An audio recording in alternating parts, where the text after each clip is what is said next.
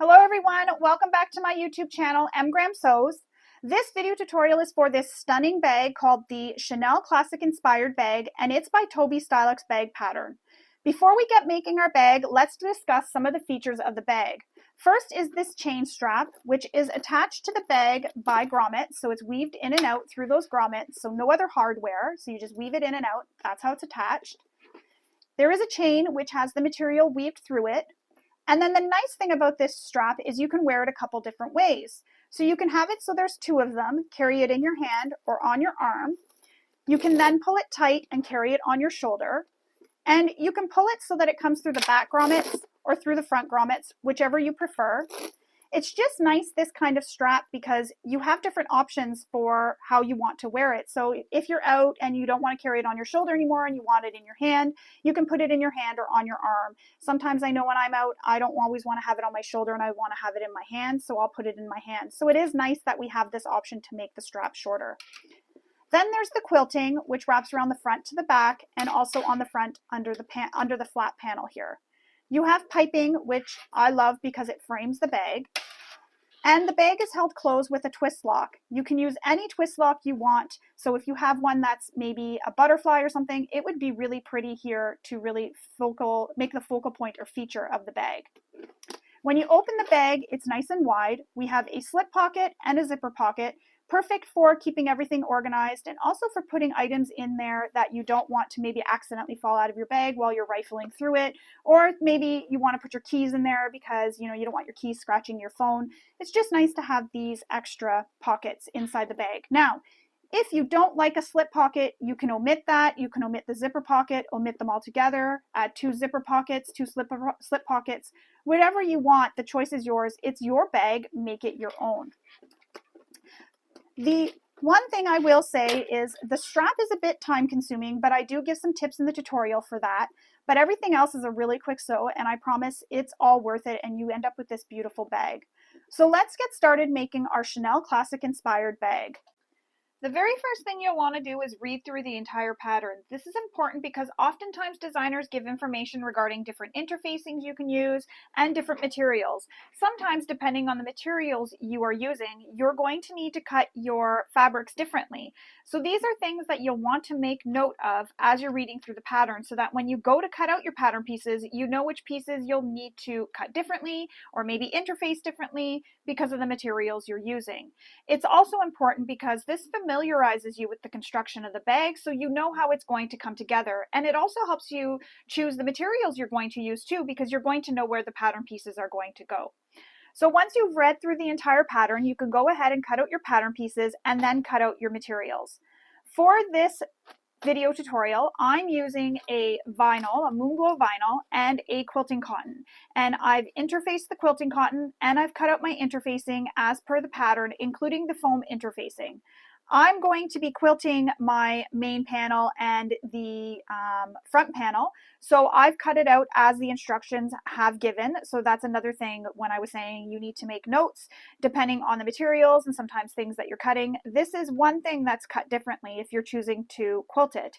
And the reason why is one big piece is we'll quilt that whole piece and we'll cut out our pattern pieces, and this way here your pattern pieces will end up accurate because sometimes when we quilt things you end up having shrinkage a bit. So if you cut out your pattern piece as per the actual pattern piece and you quilt it, it may shrink it a bit and then things may not fit together in the end. So it's very important to make sure you cut it bigger as the pattern states, and then we'll cut it out later. And I will show you how to do the quilting and walk you through everything. So another thing I like to do is gather all my hardware and place it in a bag as I have here. And the other thing I like to do besides attaching my interfacing is mark center points and mark what each pattern piece is on the pattern piece. So you can see here, and I've marked it with a letter as well with what it is. And I've gone ahead and cut out my other pieces that need to be cut out. So if there's little cutouts that have to be cut out, so here it is, I was trying to find it. So the zipper overlay, I've cut out the opening for the zipper here already, and that just makes it easier when I get to that step. I'm not having to stop to go off camera and cut that because, as I mentioned before, I don't show any measurements or anything on camera. So you will need to have that pattern open beside you so you know how to cut that out and get all your measurements too for your seam allowances. So once you have everything cut and interfaced, we are ready to start making our bag. And the very first thing we're going to do is we're going to do that quilting on those main panels. Now, if you're not wanting to quilt your main panels, that's okay. You can just cut them out the way you normally would and then go ahead and start constructing your bag. So fast forward this video to the part where we're done the quilting and you can then follow along with making your bag. So in the pattern, Toby has you make a mark from the bottom corner, going from the bottom corner to the left and the bottom corner up or to the right, whichever side you're doing it on the corner. And you're going to make these 2 marks, and I know it's hard to see my marks, so I'm going to put where my fingers are. Those 2 marks right there. And that's where you make those marks, is right there. Once you make those marks, you take your ruler and you join those marks on an angle going across, just like that. So you take those 2 marks and you draw a line to attach them. Once you have that line drawn right here, you then draw another line and you keep going all the way across using the measurement given in the pattern. So you'll go from this line and measure over the distance Toby gives and draw another line. And then another line here, another line, and you'll keep going just as I have done, going all the way across until you reach the other end. Then we need to draw the lines going this way that intersect and create this little diamond pattern. So you do the same thing, and you can almost kind of see where I made those marks there. You can see them right here and right here. So I drew those 2 lines, and I made that measurement down and over, and then I drew this line here to connect them. Then from this line, using the measurement given, I drew another line on an angle going across, and I went all the way across the panel as well, doing that same thing. And then you'll have a piece that'll look like this. Once you have that done, you can then take some glue, or as I'm going to use here, some double-sided tape, and you can place your panel on top of your foam. And the glue or the double-sided tape just helps hold it in place while we're quilting it. So you just put the glue or the double-sided tape down the edges. Oops. Sticking to my nail. So just like this. And if you have a basting spray, I usually use a basting spray, but so I don't have to go off camera and do that and then wait for it to dry and everything. I'm just using the double-sided tape. And I don't put any in the middle. I just don't feel it's really necessary. I just really want the outside edges to be held in place. I just really want to make sure that this is pushed down. Remove the paper backings.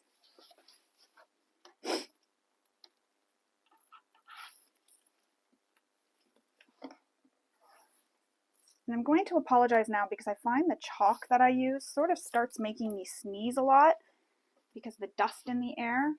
So I'm going to apologize now if I start sneezing a lot. I'll try not to do it on camera, but it's hard with a microphone attached to me.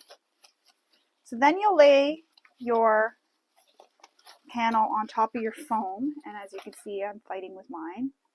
Line up your edges. And you want to get it nice and flat. You don't want to have any lumps or anything in it, so you want to get it nice and flat. You don't want to have any puckers when you go to quilt it.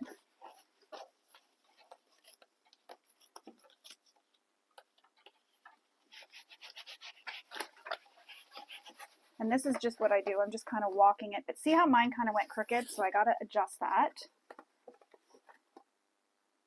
Somewhere here. I didn't line it up.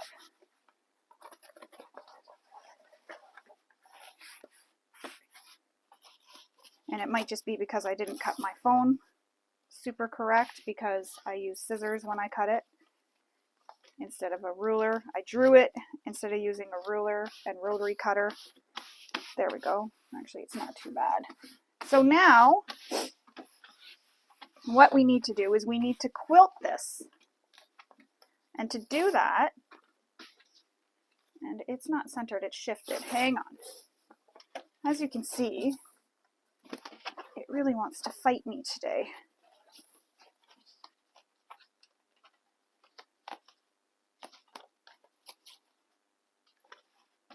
So once we get this on, we're going to quilt it. And I already have my walking foot on my machine. So if you have a walking foot, you can definitely switch to that. I find a walking foot better because, as the name states, it walks on your material rather than sliding. Because sometimes I find when the presser foot is just sliding on the fabric, it kind of pushes it a bit, especially depending on how tight your presser foot tension is. It'll push on your fabric, and then what'll happen is it just kind of bubbles, and I don't like that. So I like the walking foot because it does what it says. It just walks across your material. If you don't have a walking foot, loosen your presser foot tension and also adjust your stitch length, and that'll help prevent that, as I was mentioning, that pushing of the fabric. And if you're using a material like a vinyl or cork or faux leather, definitely use a Teflon foot as well. So with quilting, what I like to do is start from the center and work my way to the edge, and then come back and start at the center and work my way back out to the edge. And the reason for that, or what I was taught, is because you don't want to start on the edges and come in, or start on this edge and go over and have your fabric all end up being pushed off this edge, or start on the edges and meet in the middle, because then you could end up pushing your fabric into the center and causing a lump here or puckers or whatever. So I always start from the center out, and that just helps prevent that shifting as well. So starting in the center at the top. And one more thing, in my bobbin, I just use a white thread so that it matches the foam and I'm not using up all my colored thread. I have a lot of white thread, so I just use a white thread there. And then I'm using a colored thread for the top, and it's a blue, and it's a little bit of a different blue, but that's what I wanted, just a slight different shade. And then another thing, I'm using about the stitch length I use for top stitching, and I don't back stitch at start and stop because we're going to be cutting this out anyways. So there's no need to back stitch and worry about your stitches coming undone. And we will make sure that they don't come undone later. You'll see what we do, and that helps to make sure your stitches don't come undone.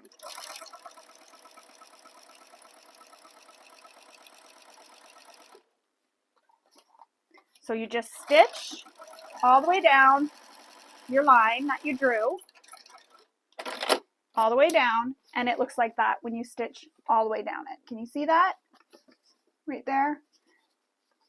Maybe I'll stitch one more line so you can see. And I'm just right directly on top of those chalk lines that I drew. Now you definitely want to use a pen that is fabric safe, or chalk, something that'll come off. I would avoid using those friction pens on the front because they can have ghost lines that can reappear in different settings, so heat or cold. So I know where I am, it gets really cold in the winter, and what ends up happening is anywhere that I've used that friction pen on the exterior of my bag, if it's not covered, what ends up happening is this white ghost line, we call it. It almost looks like these chalk lines kind of reappears. So try to use a chalk or something like that that you can just dust off or wash off, that won't stay on permanently. So you can see the quilting, the two lines right here of quilting that I did.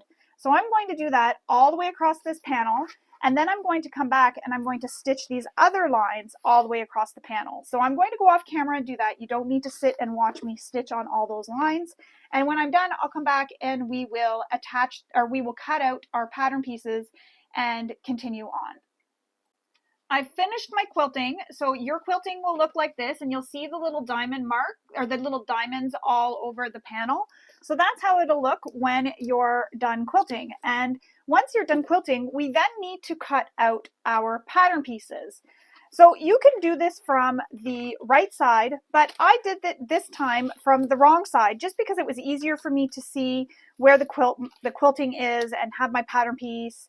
It was just personal preference, no right or wrong way. If you want to do it on the front, you can. I had went and wiped off all the chalk, so I didn't have any chalk showing on my panel, so I didn't want to re-go over it with chalk again and have to dust that chalk off. And I'm trying to avoid having a little allergy attack from the dust and everything getting up.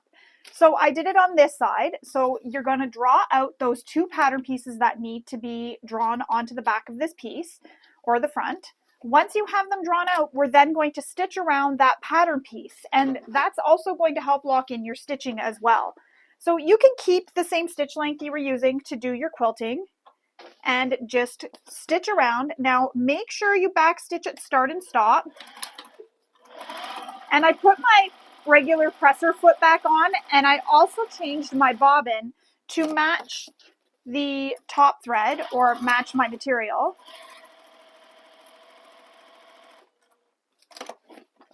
And I'm just stitching all the way around each pattern piece.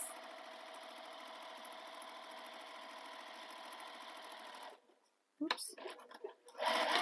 Better back stitch there because I kind of went off a bit.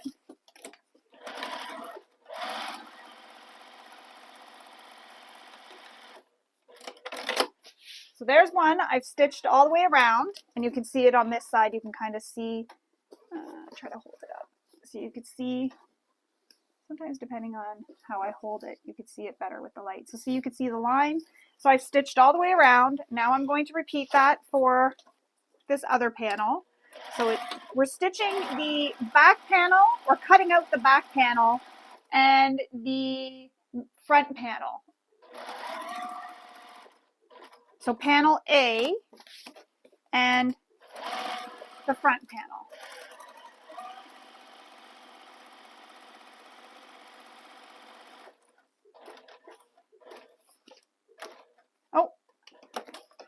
Oh no, I didn't. I thought I ran out of bobbin thread there. Whoops. I'm going to have to back stitch. I tricked myself.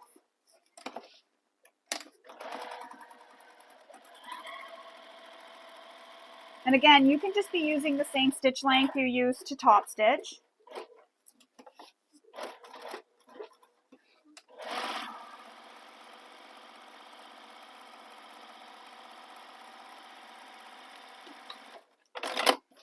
And then I'm just going to clip my threads.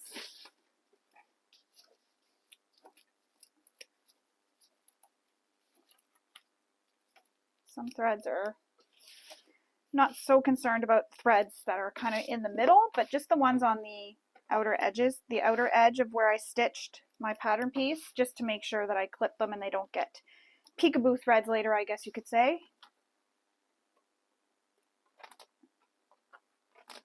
It's hard to see. Even though I used a blue that's not quite the same blue, it's still harder to see. Now you're going to grab your scissors and you're going to cut these pattern pieces out.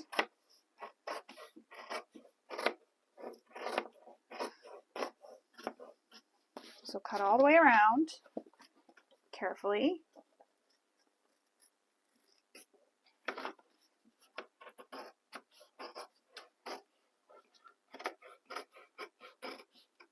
And the other thing too is if that stitching's not perfect, it's not like perfectly straight or perfectly curved, it's okay. No one's going to see this after because it's going to end up in the seam allowances.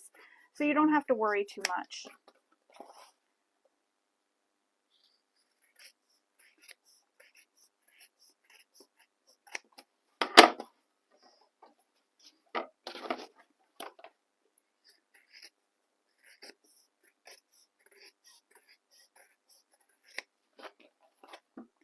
And for this piece, if you want, or even that other piece that I just cut out, if you want to use your rotary cutter and ruler, or just your rotary cutter, you can definitely do that, especially on those straight edges.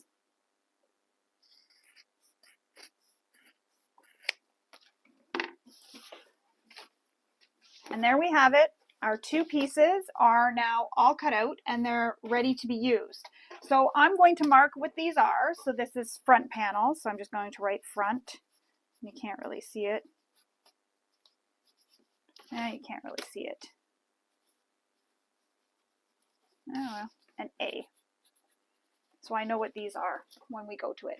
So I'm going to put those to the side. We need to grab out our lock panels, and there should be two of them right here. So these are your lock panels. Now you need to take this and attach your interfacing if you haven't already. So I've already done that, and you can use glue or whatever you need to attach it. I've used fusible. And then we're going to take these and fold these edges just around the curve. So I'm just sort of doing it here so you can see. Just around this curved edge, we're taking this curved edge and bringing it up. And what we're doing is we're hiding all those raw edges. And you're going to bring it all the way around just like that. So it looks like this, no raw edges. But not this top straight edge, just the bottom curved edge. So with some double-sided tape or glue,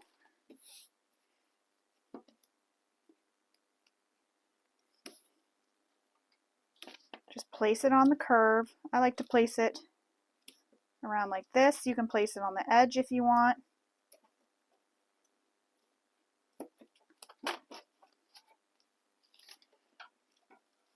So just start folding it over, just like this.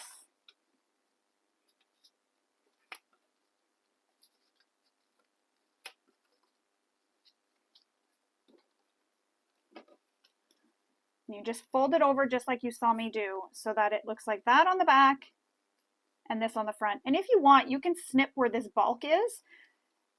It just helps it to lay a little bit flatter. So just the little corners. Not too far down though, because you don't want to have any raw edges poking out after. So just don't go too far down. But it just helps remove some of that bulk.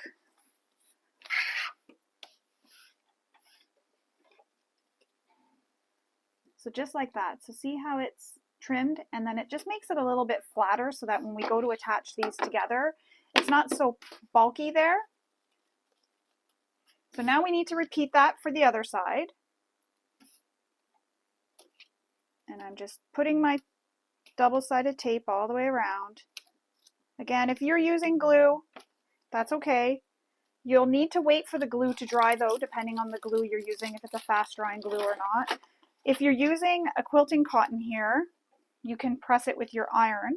Anytime you use a quilting cotton, you can press with your iron. But I'm using a vinyl, so I can't press with my iron. And see, I just pressed it all the way around. Now I'm going to trim those little pieces here, just so that they're not sticking up so much.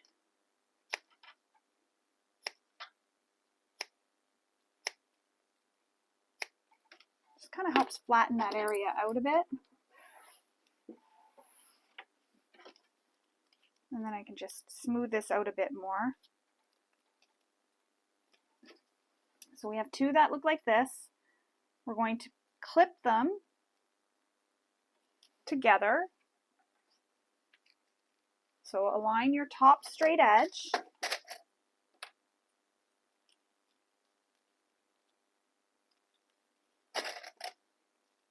And if you want, and it's looking like, you know, you have one area that's not as nice as you'd like it to be, you can fix that now.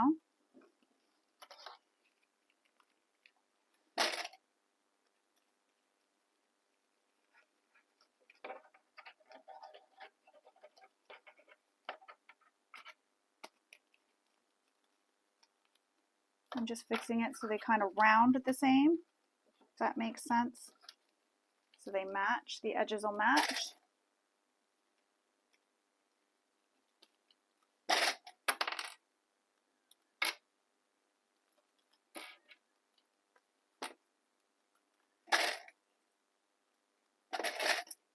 Oh, a broken clip.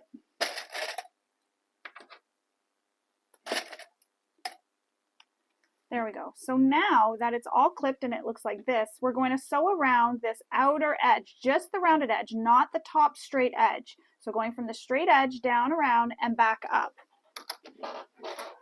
So we're just sewing the curve.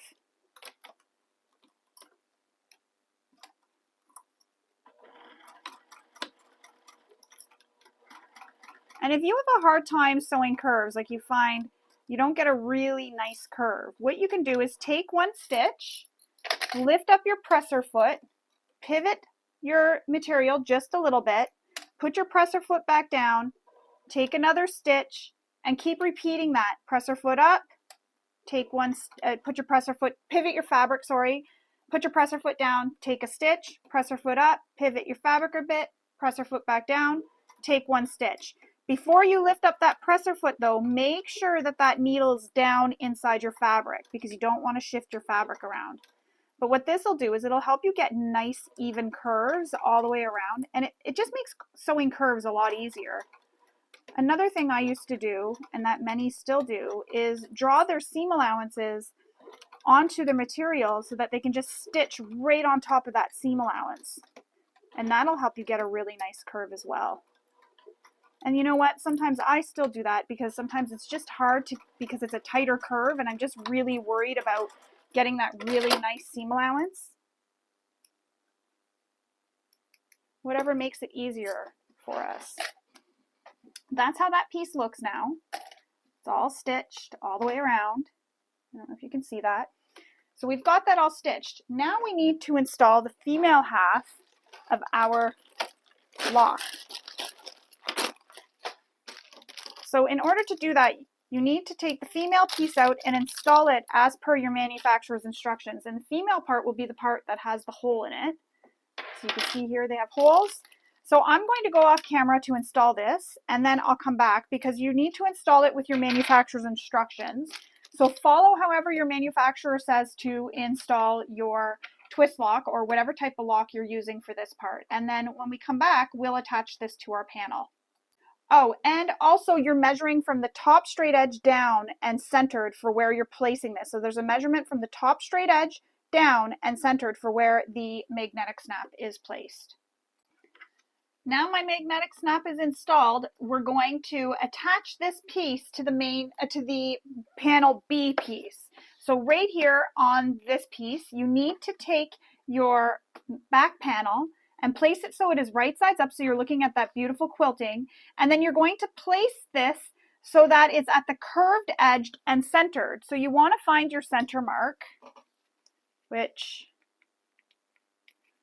I'm going to have to mark with some chalk. So just like that. And when you place this on your panel, you need to place it so the screw side or the wrong side of your magnetic snap is looking up at you.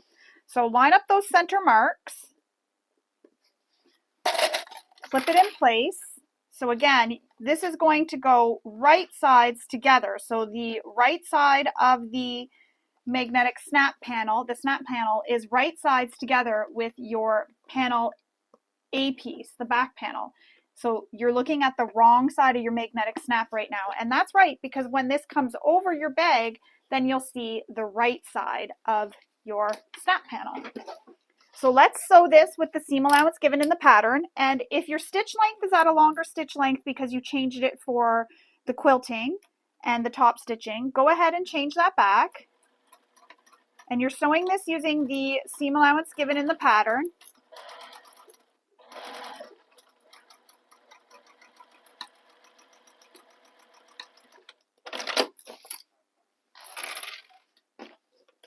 Cut all your threads.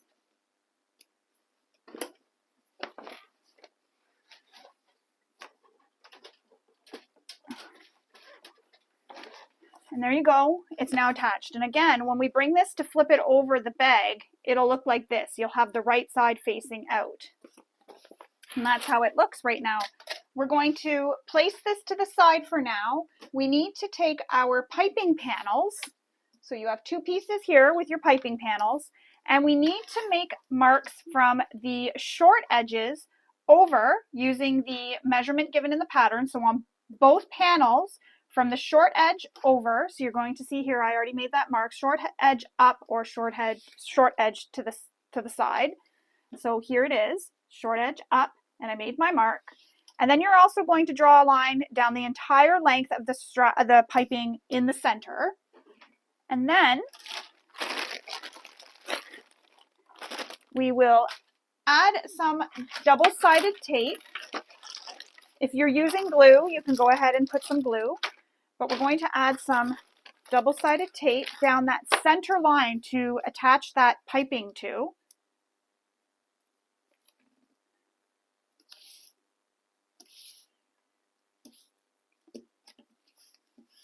Just like that. Remove the tape backing.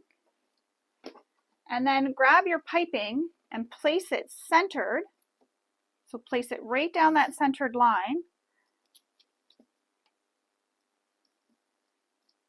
Now, if yours ends up being a little bit long, like I think mine is, because I think when I cut it, sometimes I don't quite stretch it enough, go ahead and trim it to length.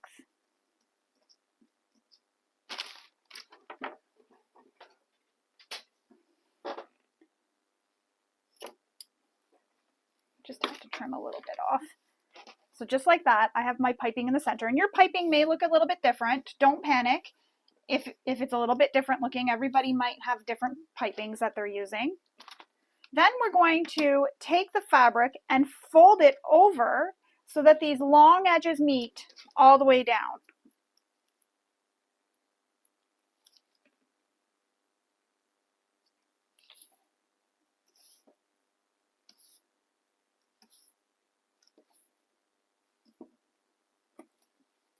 So double-sided tape all the way the length of the panel.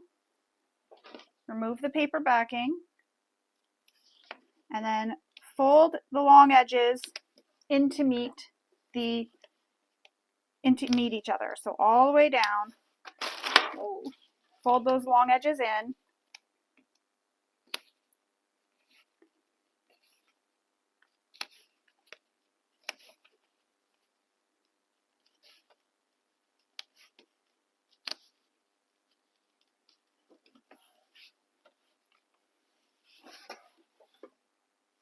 So you want to press it after to mark the contour of the piping cord. So I'm just using my hand here. You can use your ruler or whatever you feel you need. You can even use your turning tool.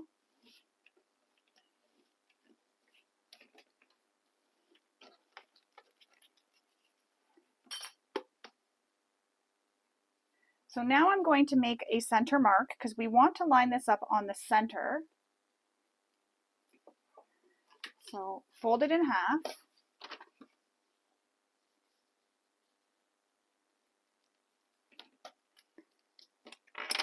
And mark the center. Just so you know where the center is of this piece. Now I'm going to go off camera and I'm going to repeat that whole process for the second piping panel, and then we'll come back and we'll attach it to our bag. Now both the piping panels are done and they have the piping inside. Now we need to attach these to our panels. So we need to take our front panel here that we cut and quilted, place it so it is right sides up on your table. Then take one of your piping panels and we're going to align that center mark we made on our piping panel with the center mark at the bottom of our front panel. And my front panel doesn't have a center mark. So I'm just going to fold it in half to find that center mark. You can take it to your ruler and find the center mark that way. I may just double check and see if it is centered, which it is. Just double checking. It's always good to double check. So again, on the bottom of the panel, so your front panel is right sides up. You're placing your piping at the bottom of the panel, aligning those center marks. Clip it in place, and then clip along the bottom edge. Broke another clip. I'm going to need to get some new clips, I think.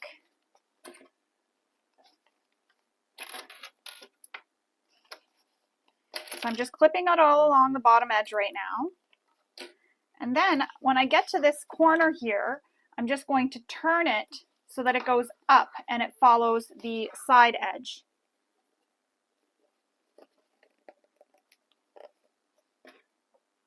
So just like that. So can you see that, how that looks?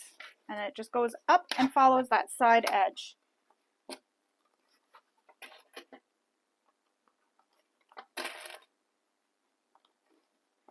Now, when you get up to the top right here, you need to bring your piping out off the edge of the fabric, and it'll kind of start where the piping ends here in your material, and you'll just clip it off so it goes off the edge just like that.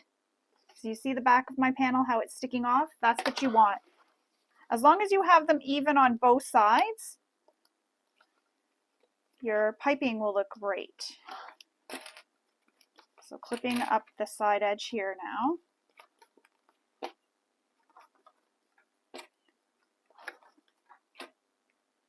So I'm at that point where my piping, I can feel where it ends. I'm going to angle this off the edge of the fabric, clip it in place, and I'm just going to make sure it's off the same way and the same height, and it's just like that. And you can see it on the back sticking off and sticking off the front, just like that. So now using a zipper foot, so I switched to a different zipper foot. It's one that has the little hole right on the edge. Yours might have that too, but that's the zipper foot I'm using. I've already put it on. We're going to stitch this in place all the way down the side across the bottom and up the other side using the seam allowance given in the pattern.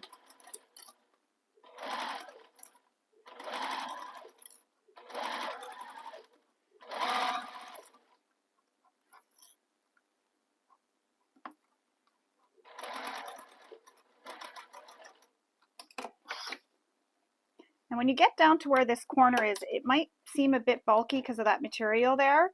Just sort of help it, hold it out of the way. If you need to use a stiletto so you don't hit your finger, please do that.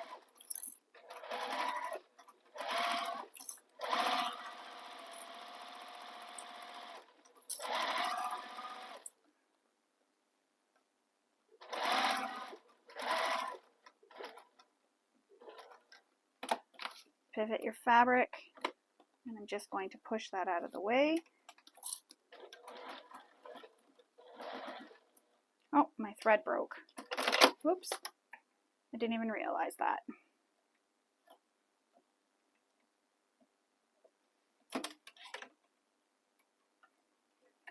Hey, buddy.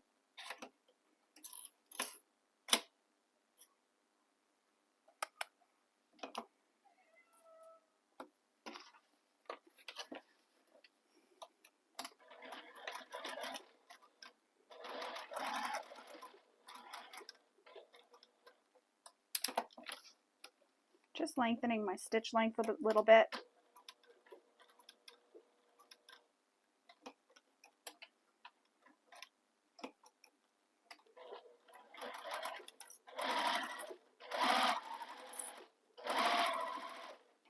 And I just want to make sure it goes off the panel at the same height.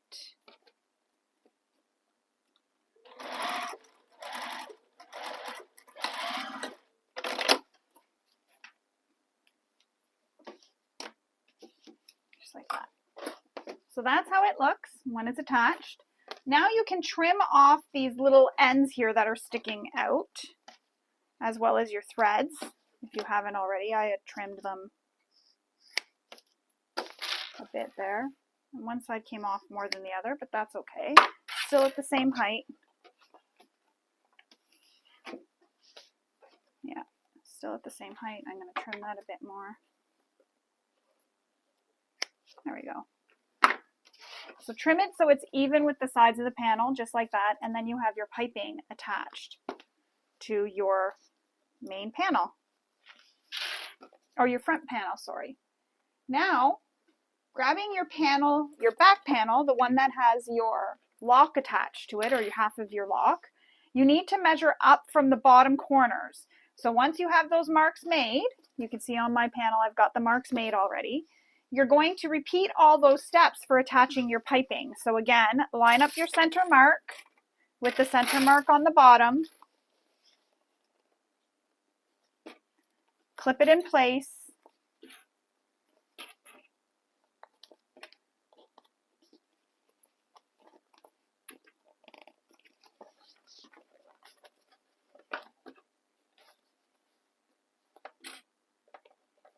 And then veer that end off, and it'll veer off where that line is.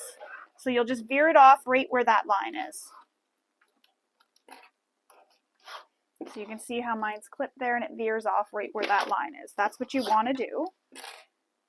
Keep clipping, and then we're going to do the same thing. Sew this all the way around.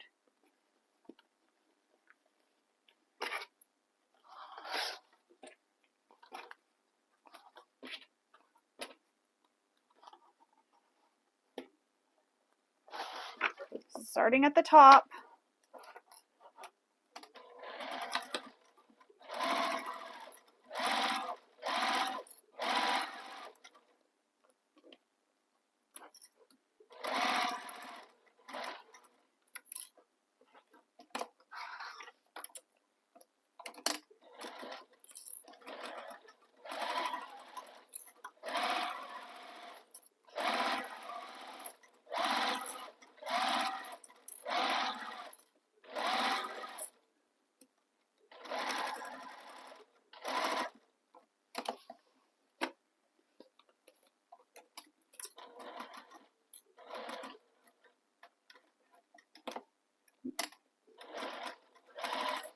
think my presser foot is sort of sticking to my vinyl. Having a hard time.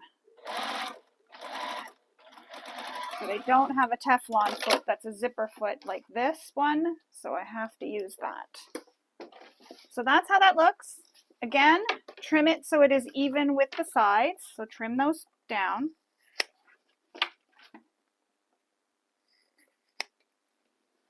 Trim it right off, and then you just have your beautiful piping on the side edges and the bottom, just like that. Now we're going to move on to adding our back panel interfacing. So you have this piece here, you're going to center it and fuse it in place, and your front panel interfacing, and you're going to center that and fuse it in place. So I'm going to go off camera and fuse these in place, and if you haven't fused your gusset interfacing, go ahead and fuse that now as well. So I'm going to just pause the camera, I'm going to go fuse those, and then I will come back and we will continue on. Now we need to attach our gusset to our front panel and our back panel. So to do that, we need to take the center markings on our gusset and align it with the center markings on our front panel. So front panel, right sides up, gusset, right sides against the right side of the front panel, and clip it in place. So they're right sides together, and that piping is sandwiched in between the front panel and the gusset.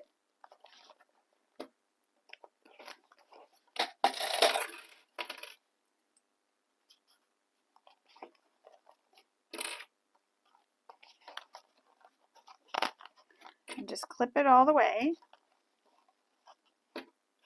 And then align the top corners and clip that. Now remember, there's piping there, so you got to make sure that that is still angled off the edge of your material.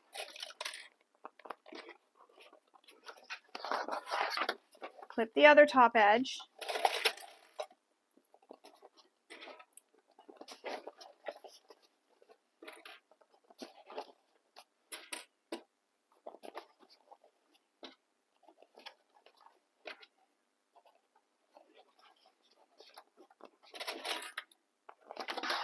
So we have it all clipped. Now we're going to sew those three sides, so down the side, up, across the bottom, and up the other side using the seam allowance given in the pattern. And I still have my zipper foot on because that's going to help me get nice and close to that piping.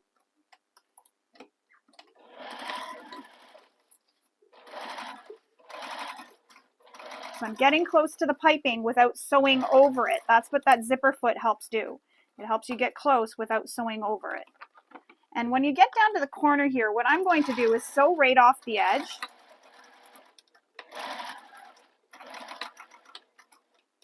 So I sewed right off the edge, and my stitching doesn't look very pretty, but that's okay. And then I'm going to come back and start sewing using the seam allowance again off the edge, because this is such a sharp corner. It makes it a little bit hard to get through there or past there. And I just want to make sure I'm not hitting my piping in any way. Oh, maybe if I didn't have that clip there, I could stitch this.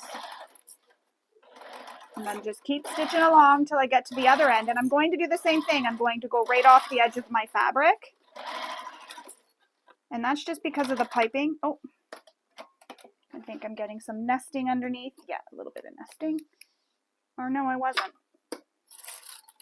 I keep hearing funny noises. I don't know if you're hearing, if the microphone is picking it up, but I keep hearing weird noises, which makes me think my machine is doing funny things, but it's not.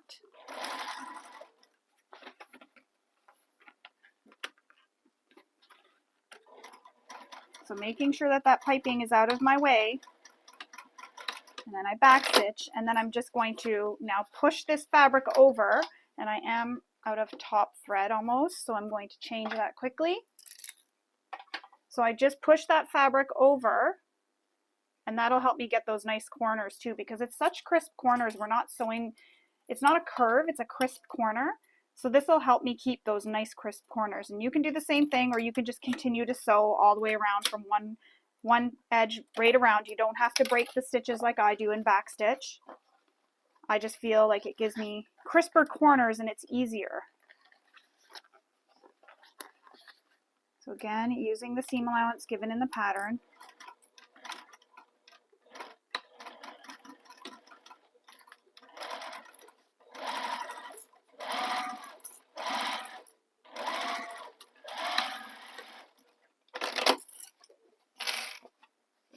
I'm going to clip my threads because there are a lot of them. And in those corners, I'm just going to make sure that I back stitch well. So I'm going to go back over those corners again. I'm going to switch to my other foot so I have more grab at that corner. I'm just stitching over it, personal preference. You don't have to do the same thing, but I just really want to make sure those corners are nice and secure.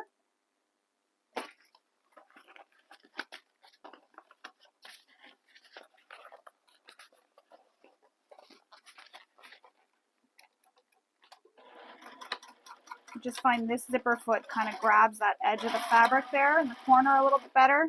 So I'm just restitching just where the corners are, just to ensure that they're nice and crisp and sewn really well.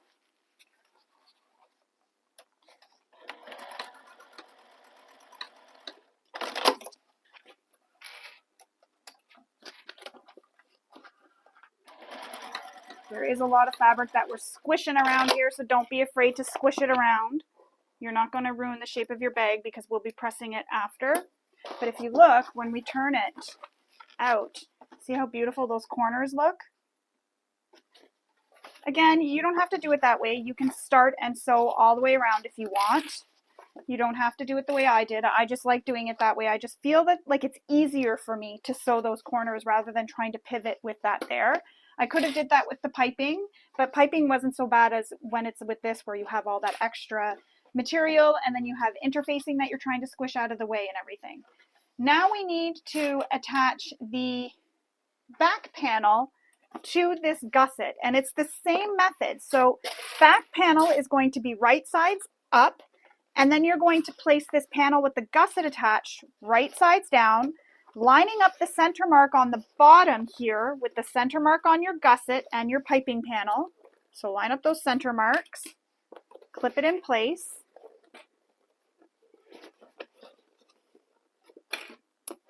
Woo!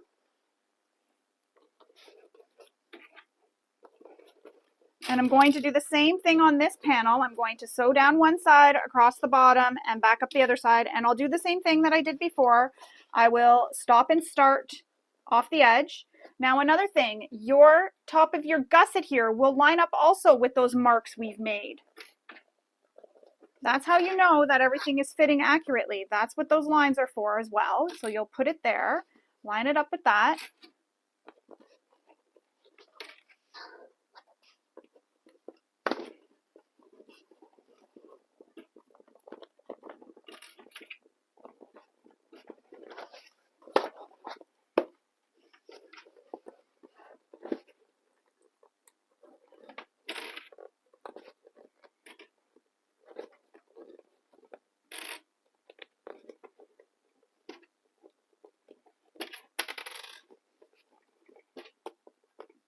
Add some more clips. There we go. So now it looks like this. You're already starting to see the bag. So we're going to start sewing, and again, use that seam allowance given in the pattern. Backstitch it, start and stop.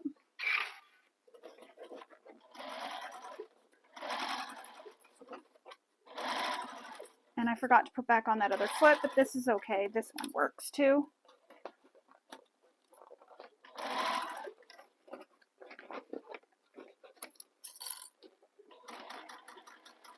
Again, I'm sewing off the edge of my material here. And I'm just going to go back and stitch now so I don't forget.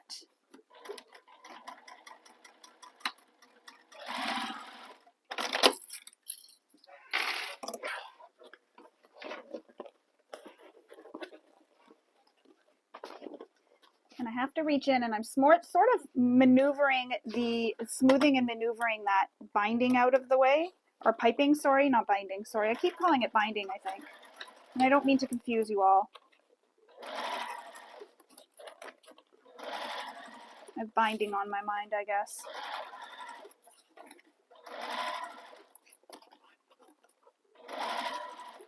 So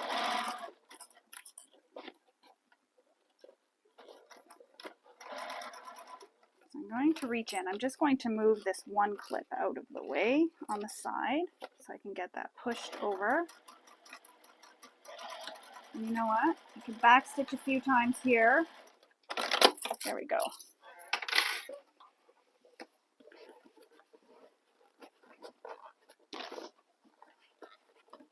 So I'm just reaching in. I'm moving the piping out of the way as best I can so that I get a nice smooth area here so that I can have an accurate seam allowance.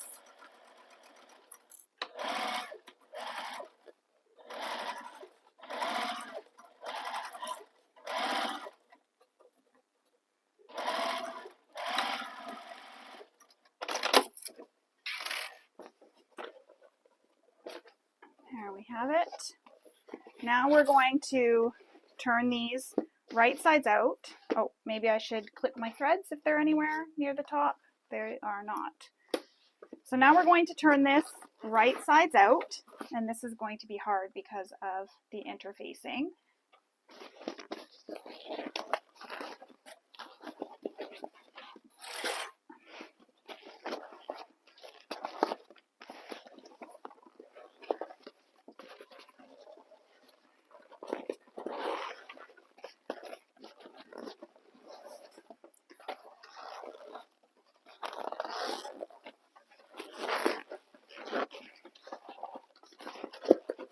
There we go.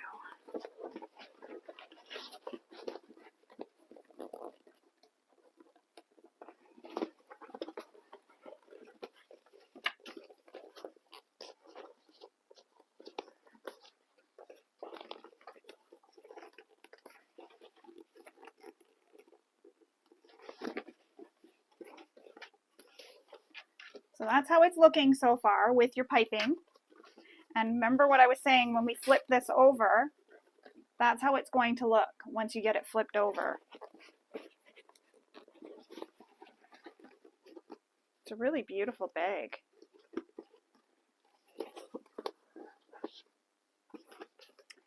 So now we're going to move on. We'll put this to the side and we will move on with the next steps. I'm also going to just brush off those marks. There we go. Got the marks gone. So we're going to put this to the side. We're going to move on. Now we're going to create our zipper pocket. And to do that, we need one of our main lining panels and our slip pocket. So you need 1G and our zipper pocket. We also need our zipper overlay and our zipper for our zipper pocket. Now, starting with your main lining and your zipper overlay, if you haven't already, cut the hole out for your zipper, for the zipper overlay.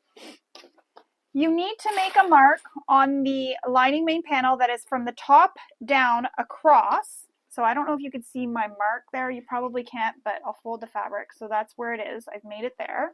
So the measurement is from the top down. So you'll want to refer to the pattern for what that measurement is.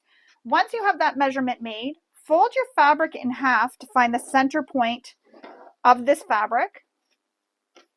Fold your overlay in half. And then we're going to add some double-sided tape on the back side of the overlay.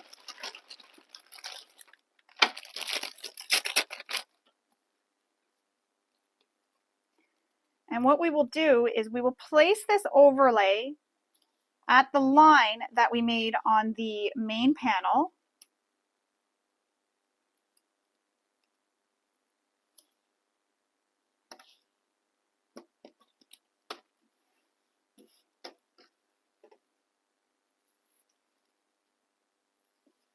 So take the center mark that we made when we pressed your overlay, and if it's kind of hard to see, which mine is, just give it a little press again with your hands and line up the top edge of the zipper overlay with that line that you made, and also making sure that it is centered on your material. So you're lining up the center marks and the top edge of the overlay with this line that I made, or that you made. Now that that's on, so see it's not coming off, we're going to stitch around the outer edge of the overlay. So this bottom edge, up the side, across the top, and back down the side. The outer edge, so just this outer edge where my finger is. So we're going to stitch all the way around. So I'm going to switch to my other foot.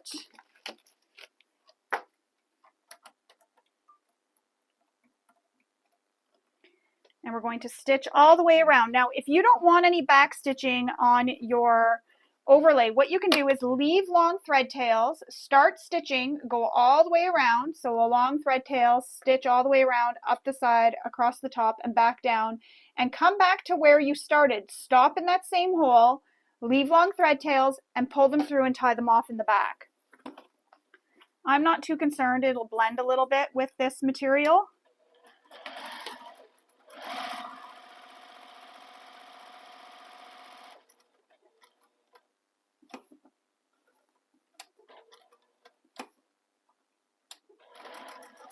So I'm just stitching all the way around.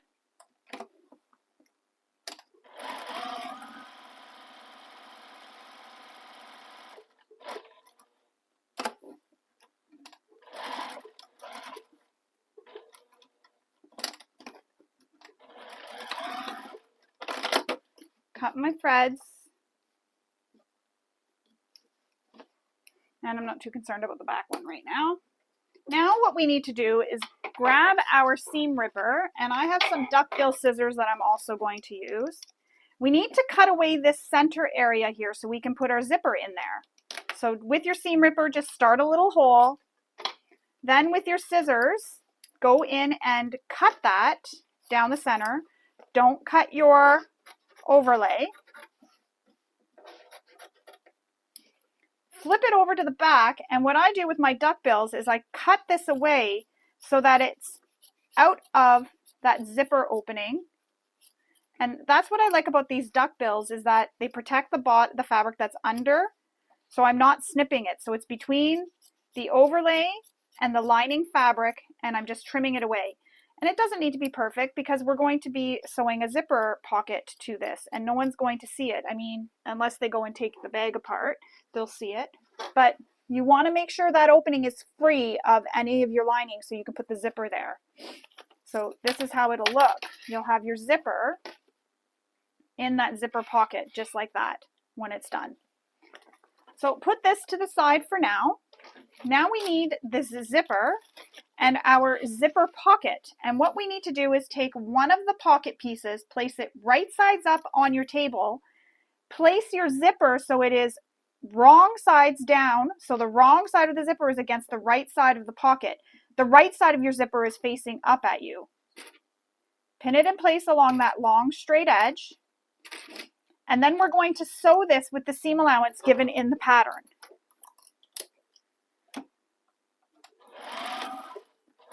Now, when you approach that zipper pull, zip it out of the way so that it keeps your fabric nice and straight, because where that zipper pull is, there's a little lump in your fabric. So it goes like this, the little lump. So you want to remove that and have nice straight edge, because that lump can also cause wavy zippers, and you don't want a wavy zipper. Press the fabrics away from the zipper. So I'm just finger pressing this just like that. Now take your other zipper panel and zipper pocket panel and lay it again right sides up. And then you're going to place this one with the zipper attached to it so that the zipper pockets are right sides together, but the zipper again is facing up. So the right side of the zipper is looking up at you, and the right sides of the pocket panels are together. They're touching. So the pretty sides are touching. Line up these side edges. And you're going to clip it along that top straight edge. And then we're going to sew that again with the seam allowance given in the pattern. And again, when I get to this zipper, I'm going to zip it out of the way.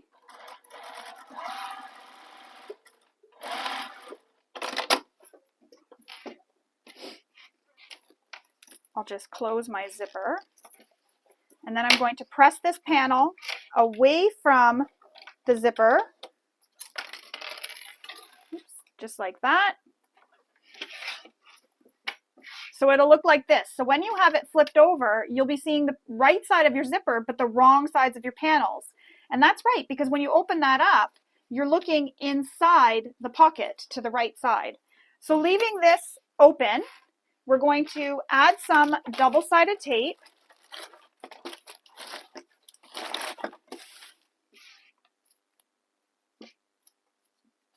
So you're going to place the double-sided tape to the long edges of the zipper.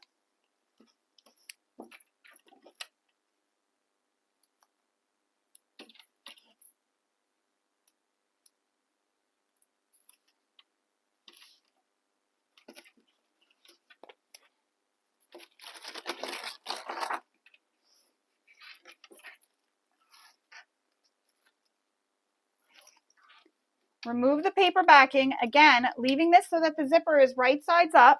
We're going to now center our zipper overlay, the zipper window, over this zipper here. So you want it centered from side to side and centered in the center of the zipper opening as well. So centered side to side and centered in the opening. So it'll look just like that. And then you'll have it on the back side as well. It'll be centered. And I like to just check just to make sure, and it is. Now, with this still flipped up, we're going to pin this out of the way so that it stays out of the way. You can add a pin down here if you want, or some clips. It can reach. Sometimes it doesn't reach. The pocket is a little bit shorter, but it does. So I'm clipping it to hold it out of the way. We're going to sew just along the bottom edge here of the zipper, just along the bottom edge, starting and stopping where the seam allowance will be. So you need to pay attention to what the seam allowance is in the pattern.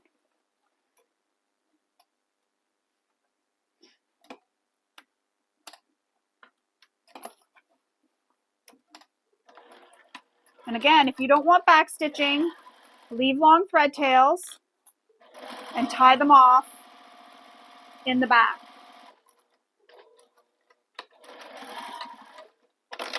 So now that that's sewn, I'm going to cut that thread on the front. I'm not concerned about the ones on the back.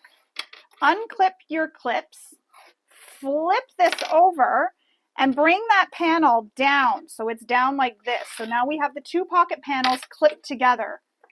And they're aligned on the straight edges here. So you want it like this. Now what we're going to do is we're going to start stitching where we stopped stitching, go up the side, across the top, and back down, stopping where we started.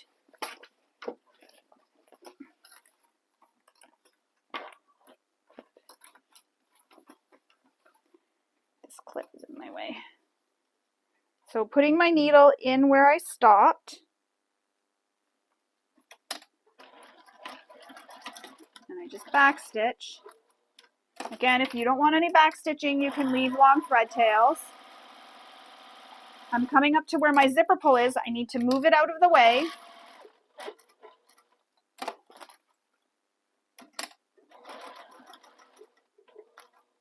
I'm just checking to see. Yeah, I'm in the hole where I started, and I just back stitch. And as you can see on the back, that's how it looks on the back. And then the front is all stitched, and that's got that pocket stuck in place now. It's not going anywhere.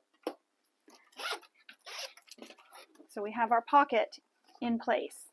Now, flipping back to the wrong side, we need to sew the sides of this pocket. But first, we need to trim this pocket here that's longer, so it's the same length as the top pocket. Throw that in the garbage, and then we need to sew the sides of the pocket. So to do that, start at the bottom, and we're not sewing the bottom because the bottom edge is where we're going to turn the bag through after, so just the sides. So sew up as high as you can go. If you can go up beside the zipper, definitely do that, but if you can't, stop where you can get as close to your previous stitches without stitching over that lining panel. So mine almost touch. There's just a smidge that doesn't.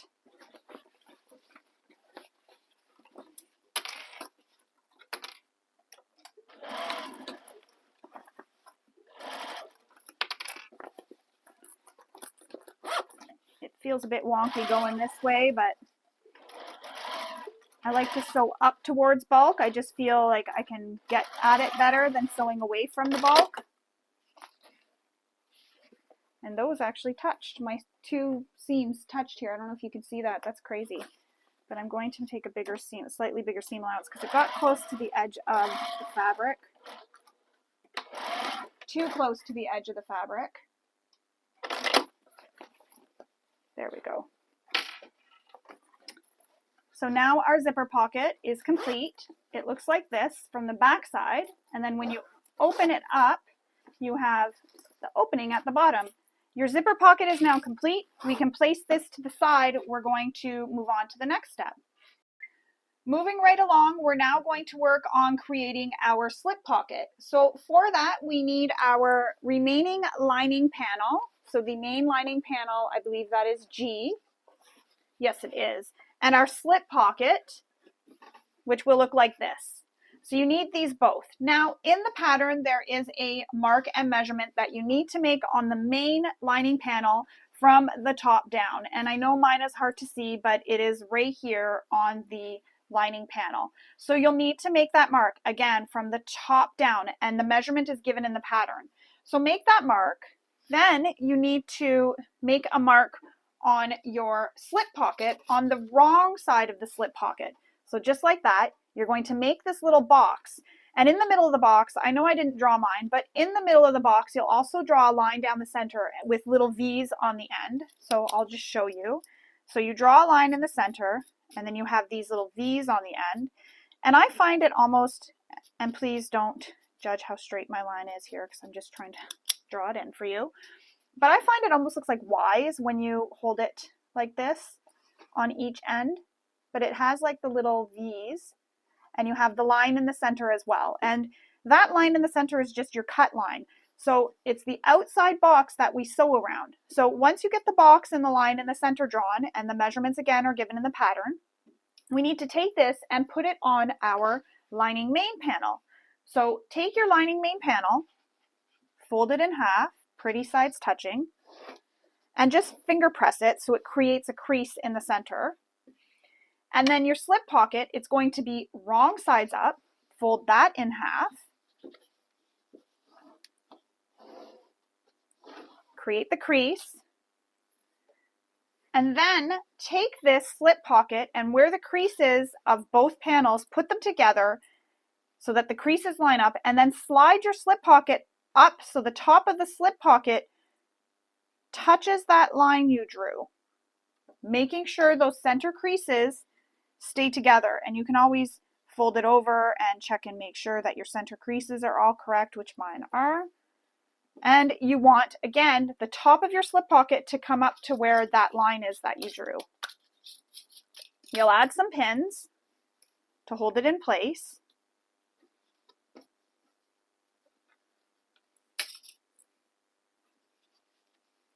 And then, as I was just mentioning a couple minutes ago, or seconds ago, I don't know how long ago it was, but we're going to sew around that outside rectangle all the way around. And you can use a slightly shorter stitch length here if you want. So starting in the corner, don't forget to back stitch and just stitch directly on top of those lines you drew for that rectangle. Now, when you get to your corner, what you can do is take one stitch. So change your stitch length to the shortest length it can go on your machine.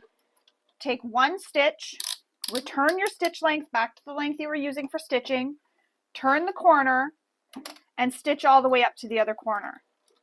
The reason for this is oftentimes in corners, we get those angled stitches in the corners.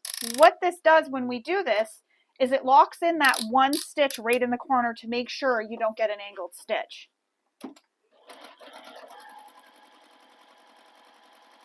Doesn't always happen, the angle stitches, but sometimes it does. And of course it's never the right time to happen, but it's always at the wrong time. Like when you're top stitching something on the exterior of a bag and you don't notice that one extra stitch. It's not like back stitching. So that's why I do that way. Now I'm at this corner here and I'm just back stitching because that's where I started. So I've stitched around, you can see this way better, that entire rectangle. So I'm going to, remove these pins. I should have started with the ones on the other side. This thread is sticking to me. So I'm going to remove those pins. Now what I need to do is we need to cut on that center line that we drew. So use your seam ripper to get it started. Oops, ow. Then take your scissors and cut down the center line to the tip of that V. So right to the V. And then you're going to cut going into the corner following that V or Y without cutting those stitches you made. So you're carefully cutting into each of the corners on an angle.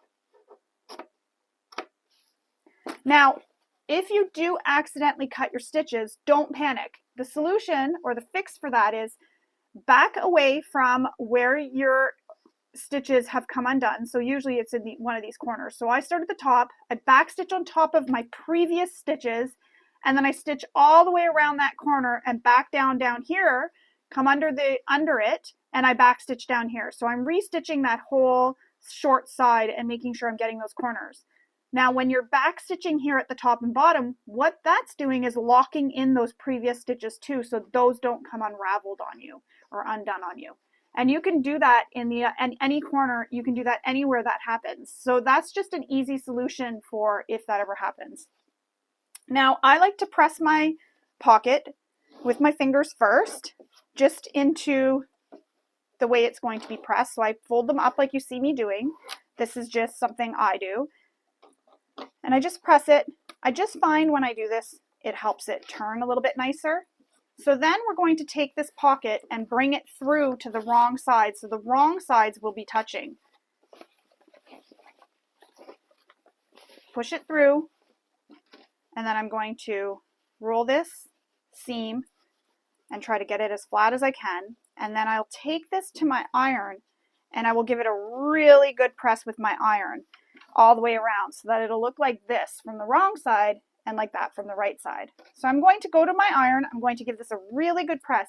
I'll even use a bit of water. I'll spritz a bit of water on it and that'll help it press really flat. If you have steam, you can use steam. But sometimes I find just giving a little bit of a spritz of water, it helps give it a really nice crisp press. If you're using a material that you can't press with your iron, what you can do is apply some double-sided tape behind here on, so I like to apply it on the back side of the seam and then on the right side of the seam, so that holds the seam down. So both places, and then I just press it in place with the double-sided tape, just like that. And that helps hold that down and nice and flat for you so that it doesn't pop up while you're top stitching all the way around. So I'm going to go press this and then I'll come back and we will continue on with creating this slip pocket. All right, so I have given that a really good press, and as I said, I gave it a little bit of a spritz with water to get it nice and flat. Now we need to pin this so it doesn't get in our way.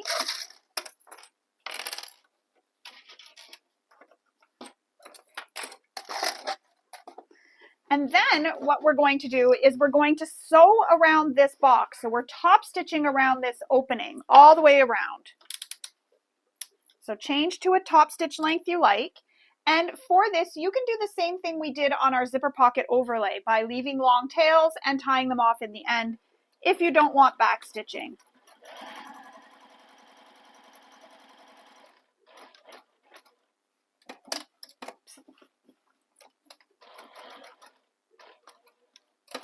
And if you're concerned about those angled stitches in the corner, do the same thing I was teaching you when we were stitching this slip pocket to the lining panel so that you don't have those angled stitches. And I'm just trying to get the corner to line up with the corner here where sometimes I have to move my fabric. It was just too long of a stitch. So yeah, you can do the same thing in the corner. You can take that one extra stitch and you'll prevent those angled stitches. So there it is. I've stitched all around my box. Now we can remove these bottom clips, flip this over to the wrong side. So you're looking at the pretty side of your slip pocket and the wrong side of your lining.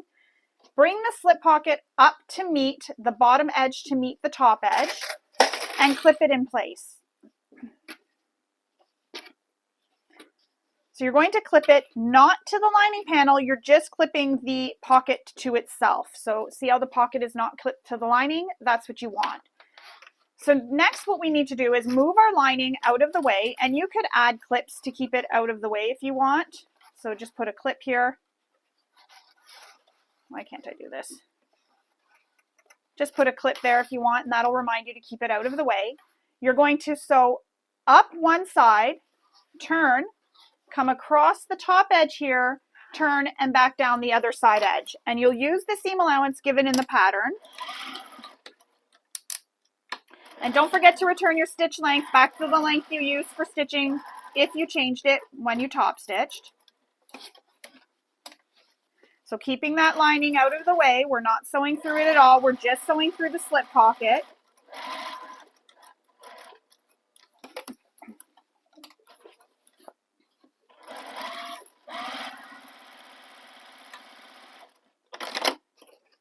Remove your clip, and there you have it. Oop, I just dropped my scissors. And there you have it. Your slip pocket is complete. Just picking up my scissors. Slip pocket is complete. You have a nice slip pocket. And I like it because it's not on the exterior of the lining, like outside the lining, how we usually do it. I like this pocket like this. Sometimes it's just nice to have that because it's almost like it's sort of hidden. As you can see, it kind of blends, so it almost makes it look sort of hidden, which is kind of cool. So I don't know if my phone would fit in there, depending on your phone. My phone's a brick, so it doesn't really fit, but you could fit a smaller phone in there, or a little wallet, or any medication, or chapstick or anything. Cute little pocket. Now we need to grab our lining panel that has our zipper pocket back and our flap lining. So that is piece E. The inner flap panel is what we need to grab. So you need to find the center marks of your lining and the center marks of your flap, which I have already done. So my center marks and the center marks.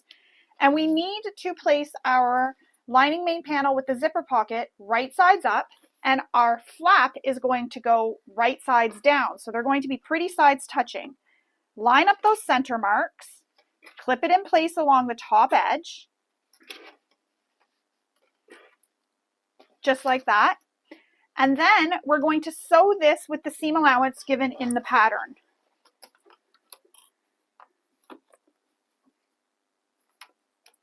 So sew all the way across. Don't forget to backstitch at start and stop.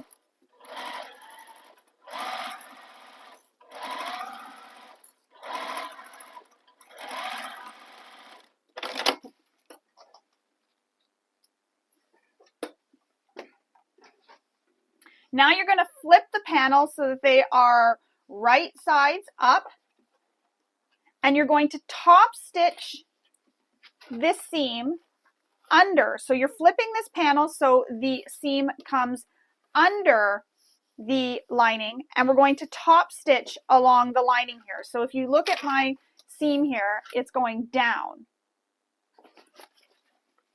So you're putting it towards the lining panel. Now, if you are using all quilting cotton here, you can take this to your iron and press it. I'm just using vinyl and quilting cotton, so I can't. So I'm going to use my little seam roller, which I always forget I have.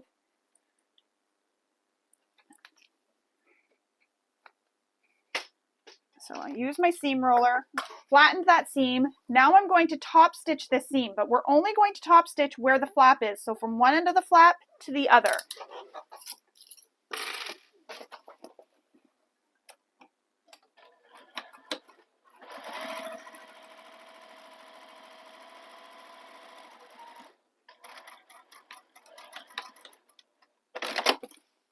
Trim your threads. I'm not so concerned about the one on the back because it's really short. Well, I'll still trim it anyways, just to make sure, because I worry about peekaboo threads. And that's how it looks so far. So you can see I have it top stitched from one end of the flap to the other. Now we need to take that second lining panel and we need to put it right sides together with this one that we attached the flap to. So the one with the flap is right sides up. The lining panel with the slip pocket is going right sides together with the lining panel with the flap. So they're pretty sides touching. Clip it in place along the sides.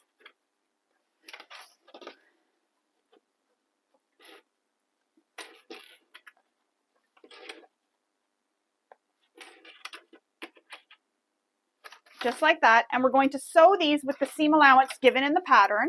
So you're sewing just the sides.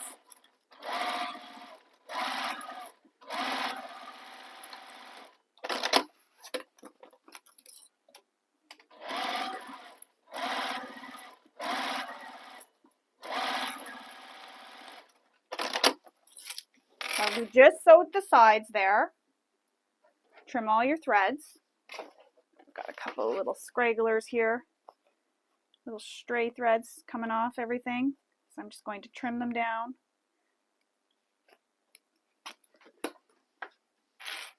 And that's how it's looking so far. So we have the lining just like that. It's just the two sides are like that. So now we need to tuck the exterior into the lining. So here's my exterior. We're going to tuck it into the lining.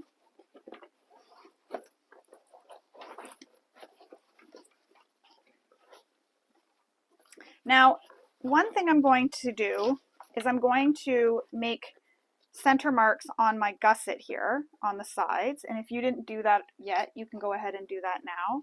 And that's just so that I can line up those side seams on the lining panel. So all I'm doing is lining up the seams where I sewed the gusset to the panels. I'm lining up that seam and finding my center there.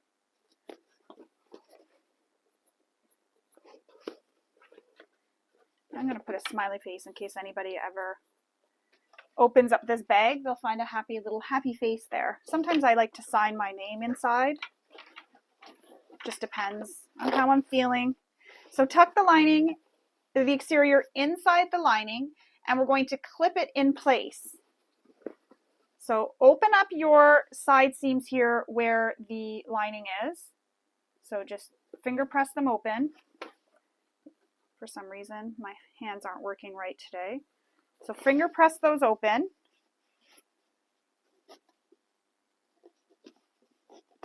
Just like that. And then line up that side seam with the quarter marking on your gusset. And then line up the middle center marking on the lining main panel with your exterior. And again, side seam on the lining with the center or quarter marking on your gusset. We're lining up all these marks to get this nice and even all the way around. And then making sure that that lock panel here stays tucked between, we're going to keep that tucked down and clip our flap together. Again, lining up your center marks.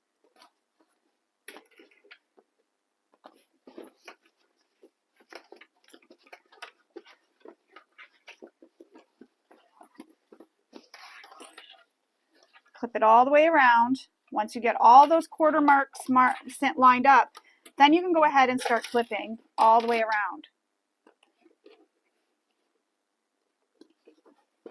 I just like to get all those clipped together first so that I can easily clip the rest of the way, and I know that I can have the fabric evenly distributed throughout the bag. And you want this top edge to be aligned.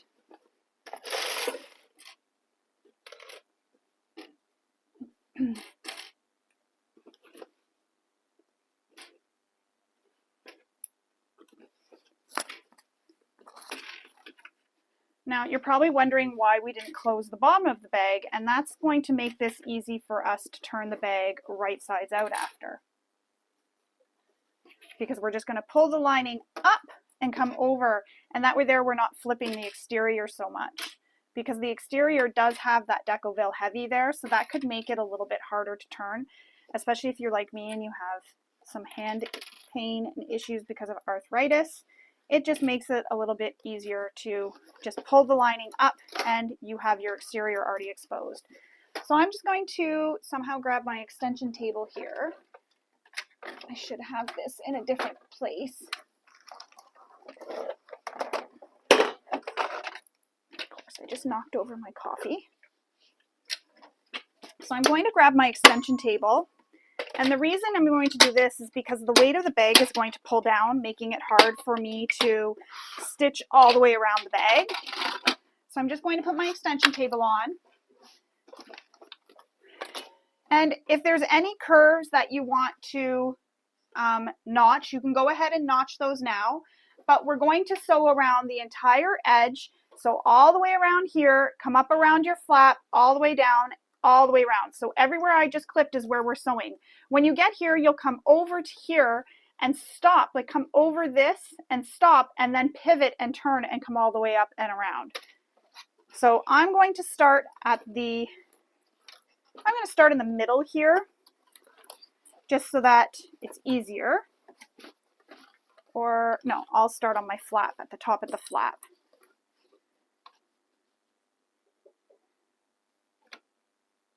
So pay attention to your seam allowance because you're using the seam allowance given in the pattern. Don't forget to backstitch at start and stop. And just go slow so you can follow the curve of your flap here, because this does have that curves in it. And remember, you can take it one stitch at a time to get a really nice curve.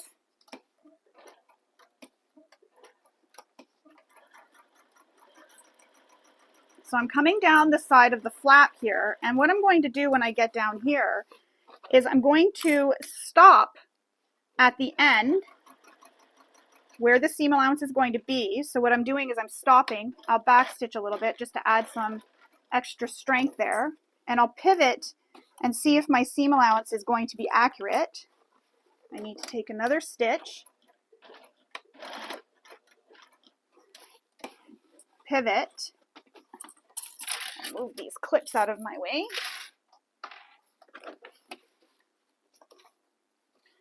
And still just a little bit more.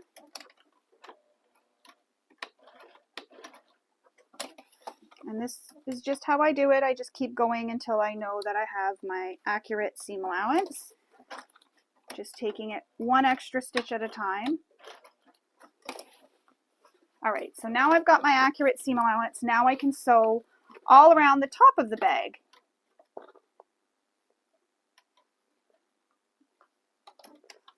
So press our foot down, and I'm going to backstitch in this corner just to give it that extra strength in that corner. Now you're going to notice we have a flap here. I'm just squishing it out of my way for now. Don't be afraid to do that.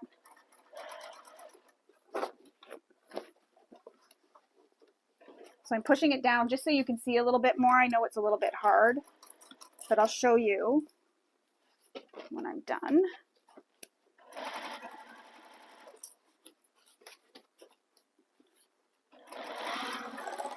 Oops, got to be careful to move that out of the way. That little thread guide was hitting all the material there.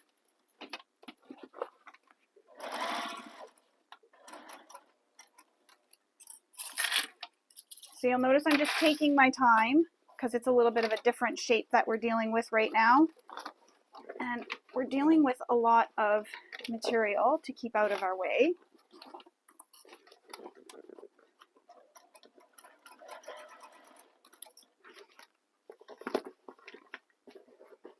Again, don't be afraid to maneuver your bag around.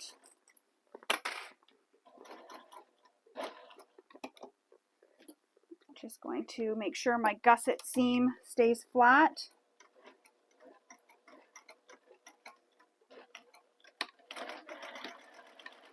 And I'm back stitching there. And I just keep going until I get to the accurate seam allowance that I need. I was better on this corner than I was on the other one.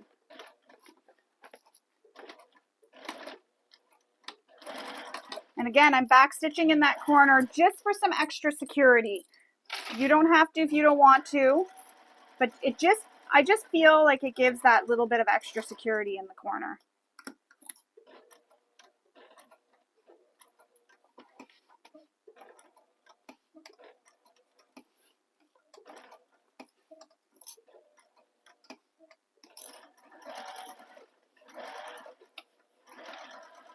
Coming back over. So remember, there's going to be a lot of bulk up here because you have that snap panel. So if you have to use a humper jumper or a walking foot, anything that'll help you get over that little area with all the bulk. So you'll see, I don't know if it's easier. So see how I went around that curve? You can see, I'm trying to show you, I can't, right there. Okay, so see how I went around the curves? I just took it really slow. And then down here, when I got here, where is it?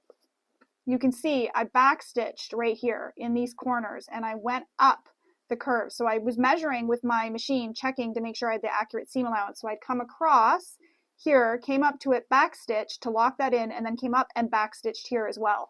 So that just adds some extra strength in that corner.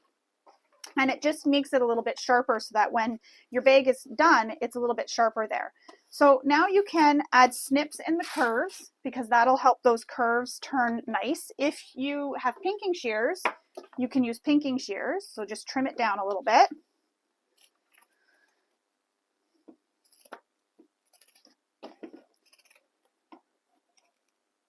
And I can't trim through there.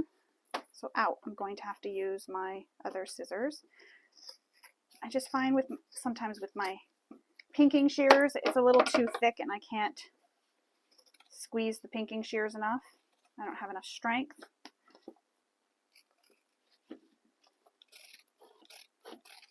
So I'm just trimming the flap at this moment.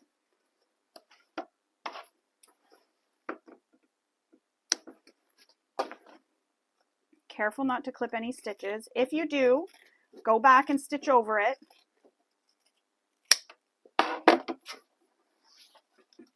Now, another thing is in these corners where we stitched, I'm going to cut on an angle into the corner. So where we stitched here, I'm going to cut on an angle into that corner, and that's just going to open that up to the seam, just so that when we turn it, those can move out of the way here.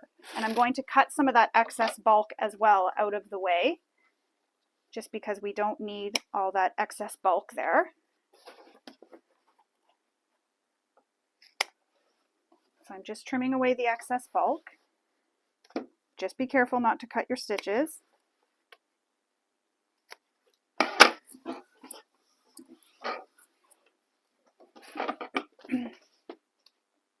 Cut into the corner, careful not to cut your stitches. I don't go right up to the stitches, I kind of stop away from the stitches.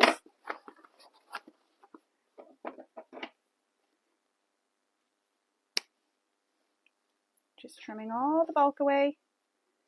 That'll just help that corner lay a lot nicer and flatter, having all this excess bulk removed. All right, so I've trimmed all the excess bulk here in this corner here. I've cut down, so I went into where the corner is, but without going right into the corner. Like I just went a little bit away from the corner, but enough so that when we turn this, these can move out of the way. So we're going to now turn this right sides out. And remember, your flap has that interfacing in it, so it may be a little bit harder to turn.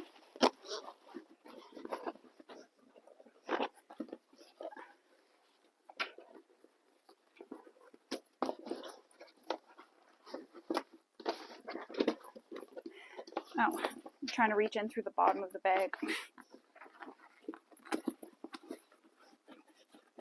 Just take your time.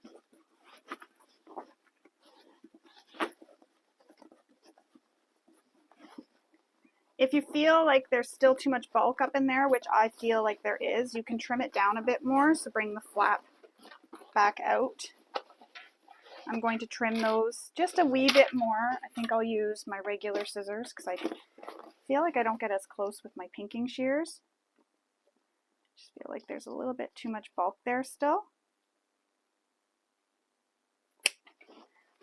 And you know what I'm going to do? I'm going to, for extra strength, again, this is just little extra things I'm doing, I'm just going to stitch over that curve just for some extra strength because I'm a little bit concerned with the way I'm pushing and pulling and everything that it's going to come undone. And I don't want that at all. And with use, because we do pull on the flap quite a bit when we're opening and closing the bag, even though there's that little lock, we do end up pulling on it a lot. And I'm going to stitch across where the lock is.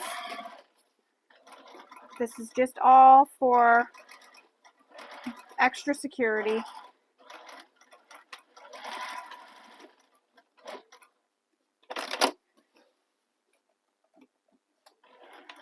I guess I could have went right across. I don't know why I didn't.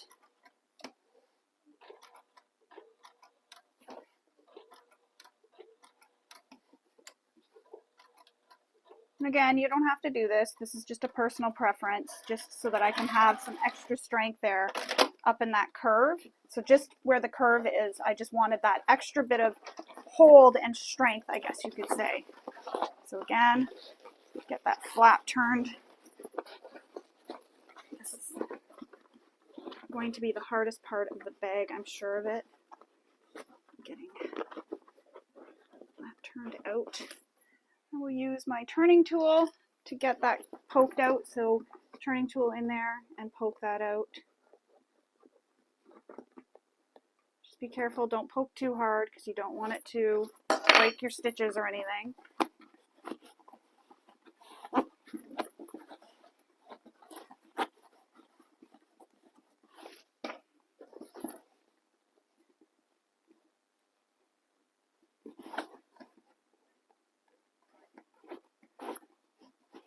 But use your turning tool so you can see I'm getting it really nice, and I'm just, pushing them out, making it really nice so that we get these really nice curves at the top.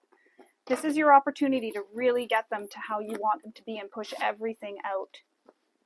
Because we don't top stitch this part of the flap, so you really want it to be as pushed out and as nice and flat as possible.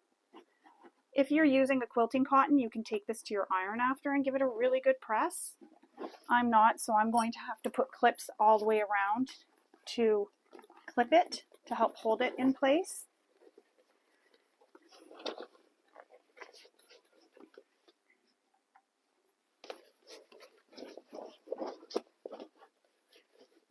So now we're going to push everything down.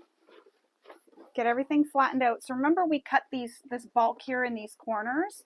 You want to get those corners as flat as you can, and that's why I had trimmed into the corners and removed the bulk from those corners, because as you can see, there is quite a bit of bulk there still. So I'm going to flip this out and trim some more of this bulk. I'm going to use these little scissors though. Just trim what you can to help that lay nice and flat, and see that made a big difference. Just that little bit made a huge difference. That just goes to show you every little bit helps.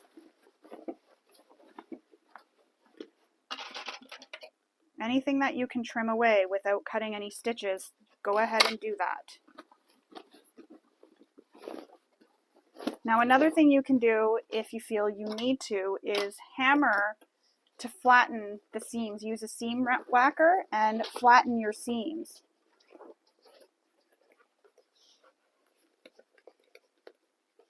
Just be careful when you're hammering, because you could potentially break your stitches if you hit it too hard. Don't ask how I know.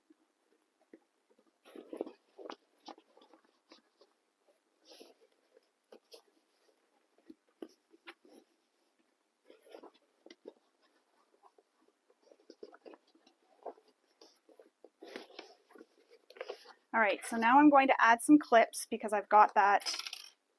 And I'm just rolling this seam here down.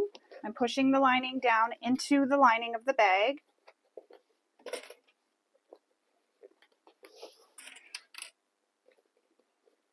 Now, I don't have a free arm on my machine, so I'm hoping I can do this without any issues and stitch around. Normally I would turn this so that the exterior is out, and I may just need to do that so I can stitch on top of the exterior, but I'm going to see if it does, if I can do it without doing that, because I would really rather do that than have to turn it and flip it all around because of the decoville inside. Sometimes I find when I do that, the decoville starts lifting off,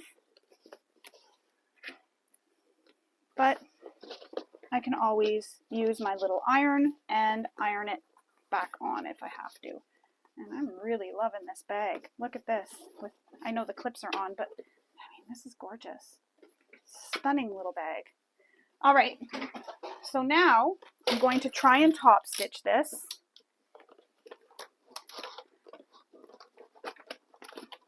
Yeah, I think I can do it. I think I can. It's like the little engine that could. First, I'm going to check my bobbin. That's always the most important thing. Check your bobbin before you top stitch to make sure you have enough bobbin, which I do. Oops. Increase your stitch length to the length you like to use for top stitching your bag.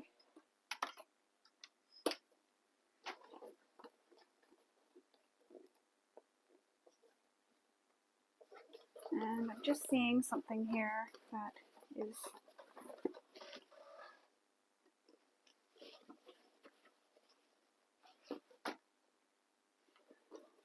no, we're good.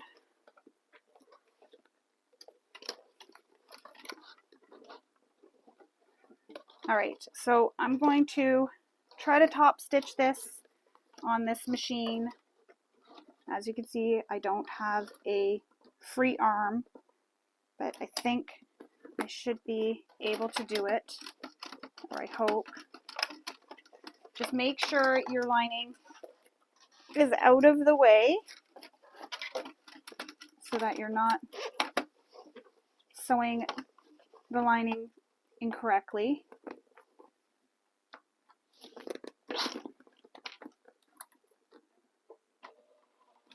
And again, there is a bit of bulk here, so just be careful when you're stitching. If you get skip stitches, go ahead and switch to a bigger needle, try a walking foot, increase your stitch length a little bit more. Sometimes that happens, and that will help.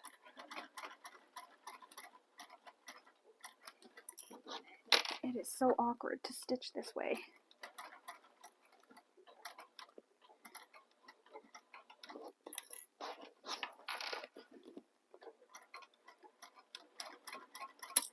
Oops, thought I broke a clip.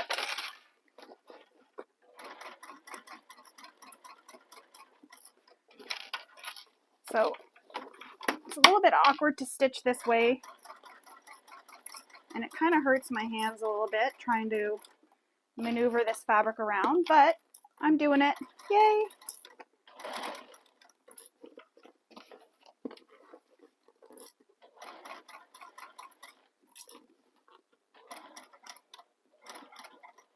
You're going to find the seams are going to feel a bit bulky because, well, there is a bit of bulk because of the interfacing that was in there that we used, and then all the materials are in that seam. Just take your time going over them. You can always hand crank. Sometimes I find hand cranking, make sure I don't get skip stitches, so sometimes I'll hand crank over bulky areas. Just because when you're hand cranking, you're controlling it rather than the machine, and you can see when it's going to skip, so you can adjust, if that makes sense. And I'm just trying to make sure my lining wants to pull out and up. So I'm just trying to get my lining to stay put.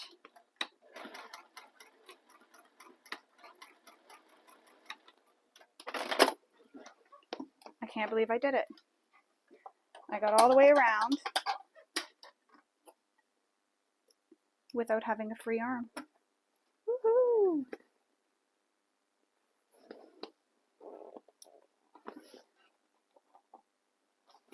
And I'm just going to pull the top thread through to the back here, and you know what I'll do? I'll tie it off just this first one just to make sure that the back stitching is really good on the beginning, because I don't know if I backstitched quite as well as I did at the end.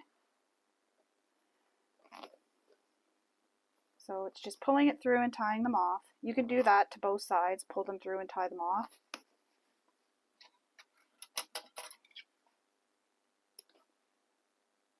Sometimes too, what I do when I'm done a bag is I'll go back and I'll actually put fray stop where I backstitched, just on the lining side, not on my exterior side. I just find that that'll help prevent fraying, or not fraying, sorry, the stitches coming undone. Now that that's done, so see how nice that looks? I'm so happy.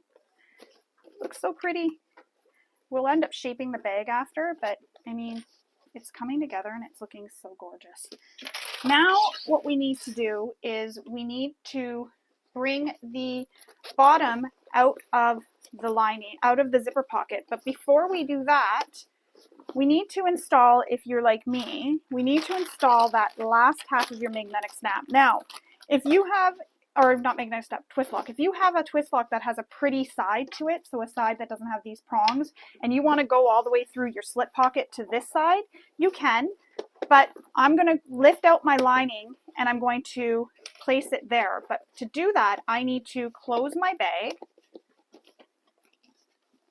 So I need to close my bag and find where I want my flap to sit when it's closed, and give it room too, because you don't want it to close super tight, because then you're not going to have a lot of room to put items in your bag.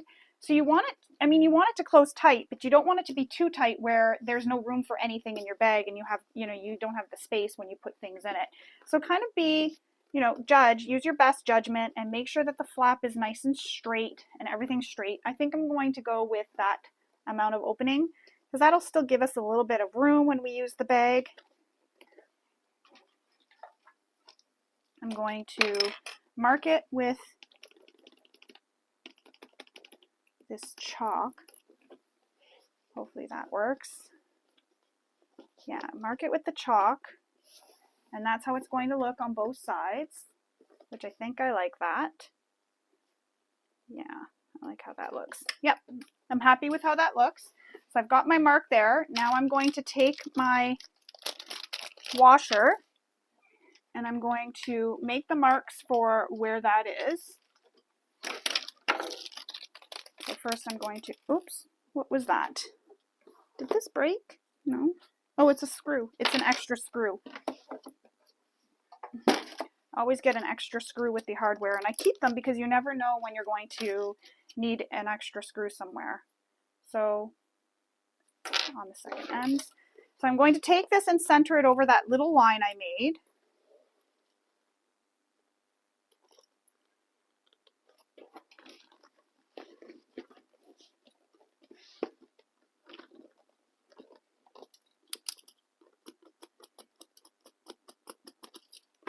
All right.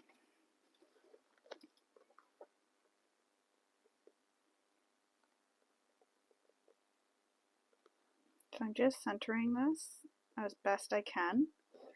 And what I'll do is I'll draw the lines, and then I'll take my ruler after and I'll see if this is centered, because I want these to be centered. I don't want it to be off at all. So I'm just going to go off camera here with my little ruler, and I'm going to measure off camera to where the prong is.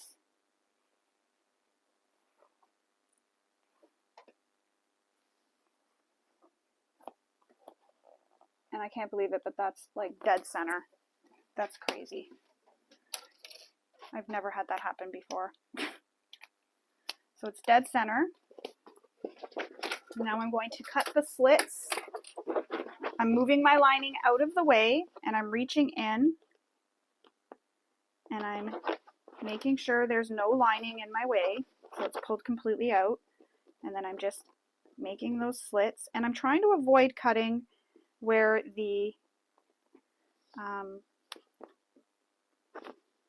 what is that called? The stitching is. I'm trying to avoid cutting the stitching. So if your slits fall where your stitching is going to be, go ahead and just move them up or down, like shift it. I'd probably go up more than I would go down, but just shift it so that they're not going to be where the stitching is, because you don't want to cut your stitching.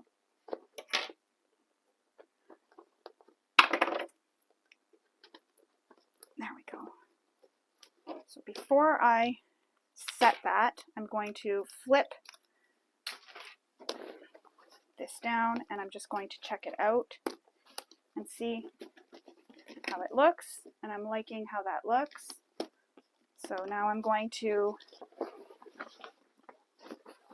add the washer, and normally I would add some interfacing behind here, but I'm not going to because we do have that Decoville heavy there. I mean, you can if you want, but I just feel like it's not really needed because that Decoville heavy is there. However, I will do what I usually do, which is add some masking duct tape, sorry, can't think of the word, over my prongs. I'm just pressing the prongs in. Whoops.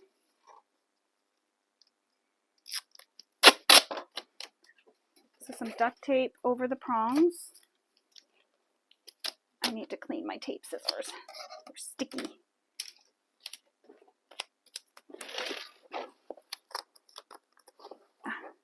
The tape always sticks to my nails more than anything else. There we go. So I just put some tape, I don't know if you can see it, over the prongs of my, yeah, you can see it a little bit there. Yeah, you can see that better. I can't go as close to the camera anymore because of the light. So I just put the tape over the prongs so that you don't rub through, or it doesn't rub through to the lining side of the material. Just like that. Now we need to bring that bottom of the lining up through our opening in our zipper pocket.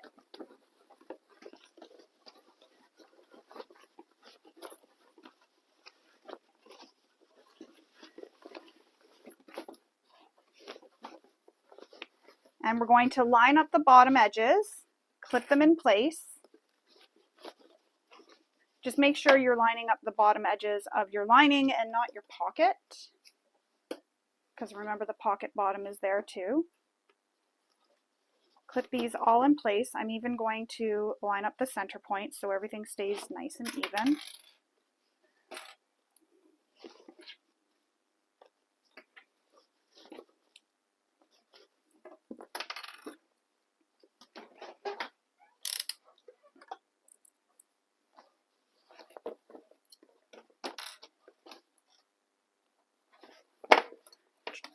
Sew your pocket using the bottom of the bag using the seam allowance in the pattern.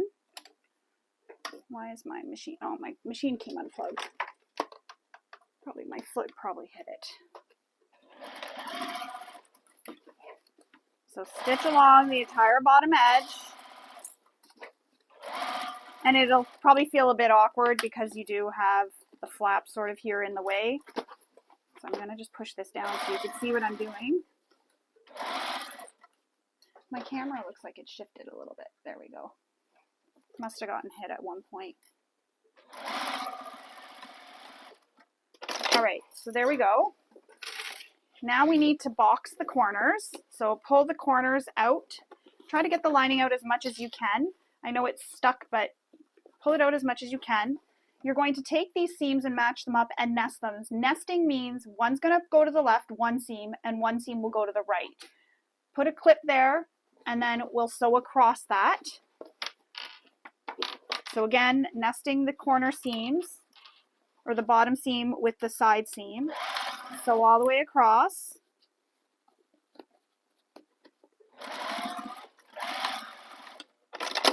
And then repeat that for the other side. And you'll notice I'm not really cutting my threads or anything. I'm not super focused on that because they are going to be in the lining. So here's the corner right here. I just put my fingers in, pull it out, and then one seam to the left, one seam to the right. You could even do them open if you want. You could press them open. I just find when it's like this, it's just a little bit easier. And then stitch this all the way across. And for some reason, that doesn't want to go under my presser foot. There we go.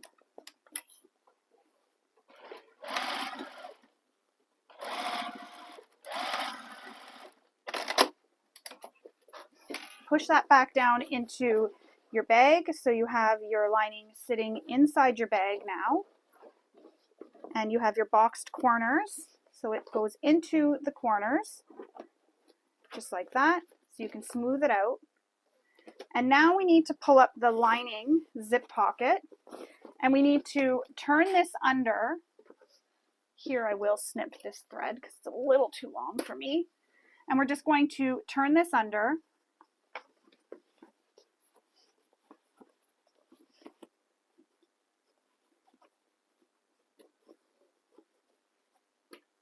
Add some clips all along the edges. You can take this to your iron if you want to press it. I'm just winging it, I guess you could say, being a rebel. And now I'm going to sew that all the way across. Now, if you don't like the way it looks when it's sewn with a machine, you can go in and hand stitch this closed if you prefer. The choice is yours. These are your bags. Make them how you like making them when it comes to things like this. Really, a pattern is just, you know, there for you to guide you into making the bag, but you can make little changes too as you go. So if you don't like having a twist lock here, instead you can use a magnetic snap, or if you don't want to sew the pocket at the bottom the way it's sewn, you can hand sew it. You can do whatever you want. If you don't want to add a pocket in the bag, you don't have to add the pockets. You can omit or add whatever you want. You don't want a slip pocket and you want 2 zipper pockets, place 2 zipper pockets. The patterns are there to guide you and to inspire you. Look at how gorgeous this looks. Oh my goodness. What a gorgeous bag. My God, I love it. I can't believe I made this. So there it is so far. Now we need to finish with attaching the handles and all the hardware and everything else. So we need to make marks for where we're going to install our grommets on this panel here, and the measurements are given in the pattern.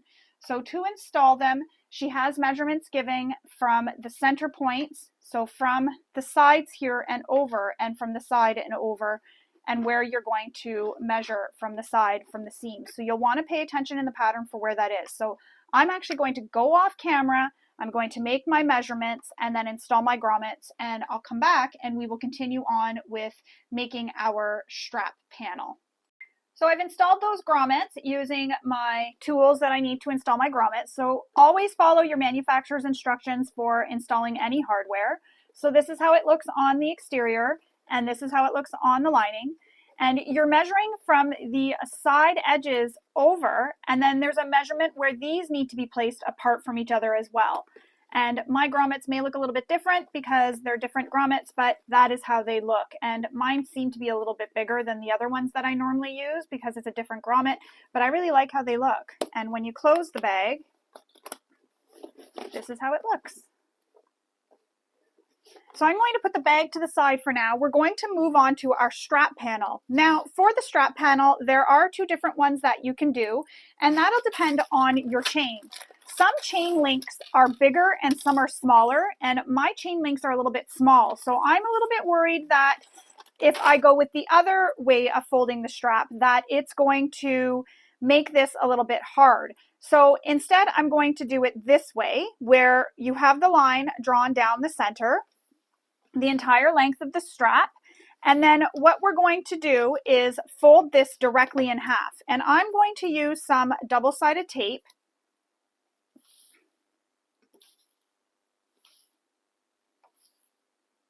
to place this all the way down the strap. And what this does is it just, instead of folding it 3 times, I'm only folding it once. So there's only 2 layers of material that I have to fish through that strap, that chain strap. So I'm folding it so those raw edges meet. And remember, this is going to be inside the chain, so you're not really going to see this raw edge quite as much. But if you're really worried about it and you have edge coat or anything like that, you can always edge coat the edges so that they blend in more.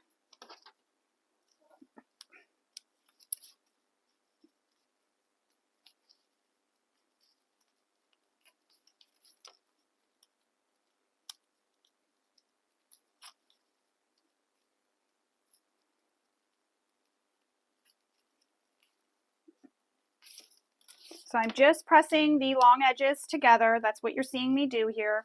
I'm just pressing the long edges to fold it directly in half. So it's just going right in half.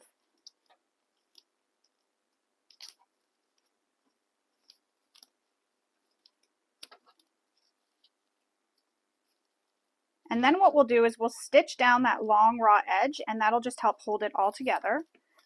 Excuse me.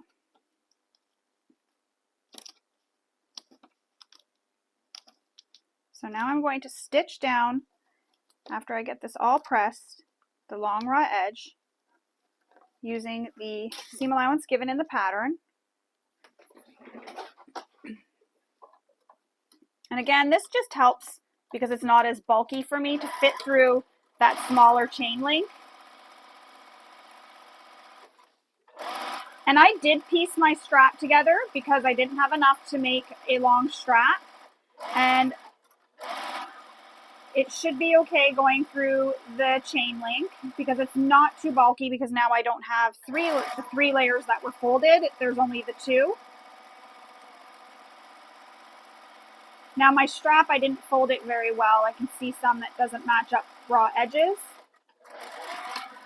So I'm going to trim my strap where those raw edges don't line up, just to make sure everything's all lined up.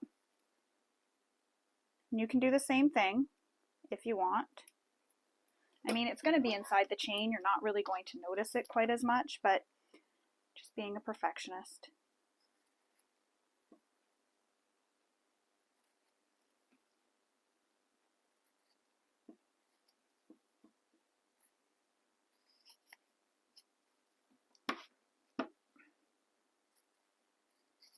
Just be careful you don't cut too far over, because you don't want to cut into the strap itself or your stitches. And the reason why I pieced my strap together is because I didn't have a long enough piece to be able to make the full strap.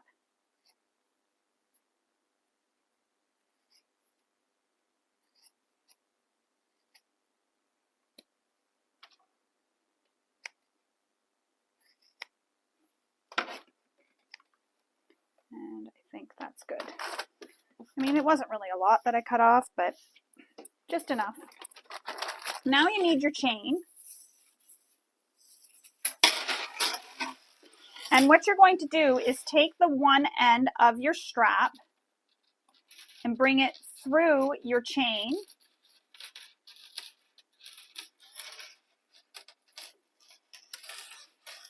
And fish it through.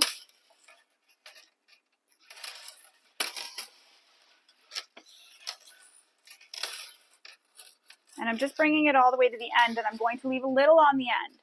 And then what I'll do is, making sure this piece isn't going to be twisted, you can always fix it as you're going, bring it through the next piece. So you're going back down through the next chain, so the next link. And I'm not going to do this all on camera because it's going to take me really long and my hands will probably get really sore trying to do this. So I'll have to stop a lot. And you don't need to see that. But I just fish it through.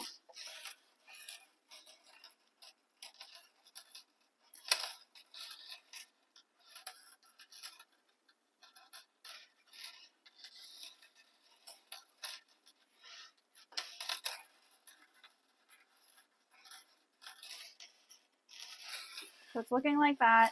So now I'm going to go through the next one. The next chain link. So this is now the third chain link I'm going through.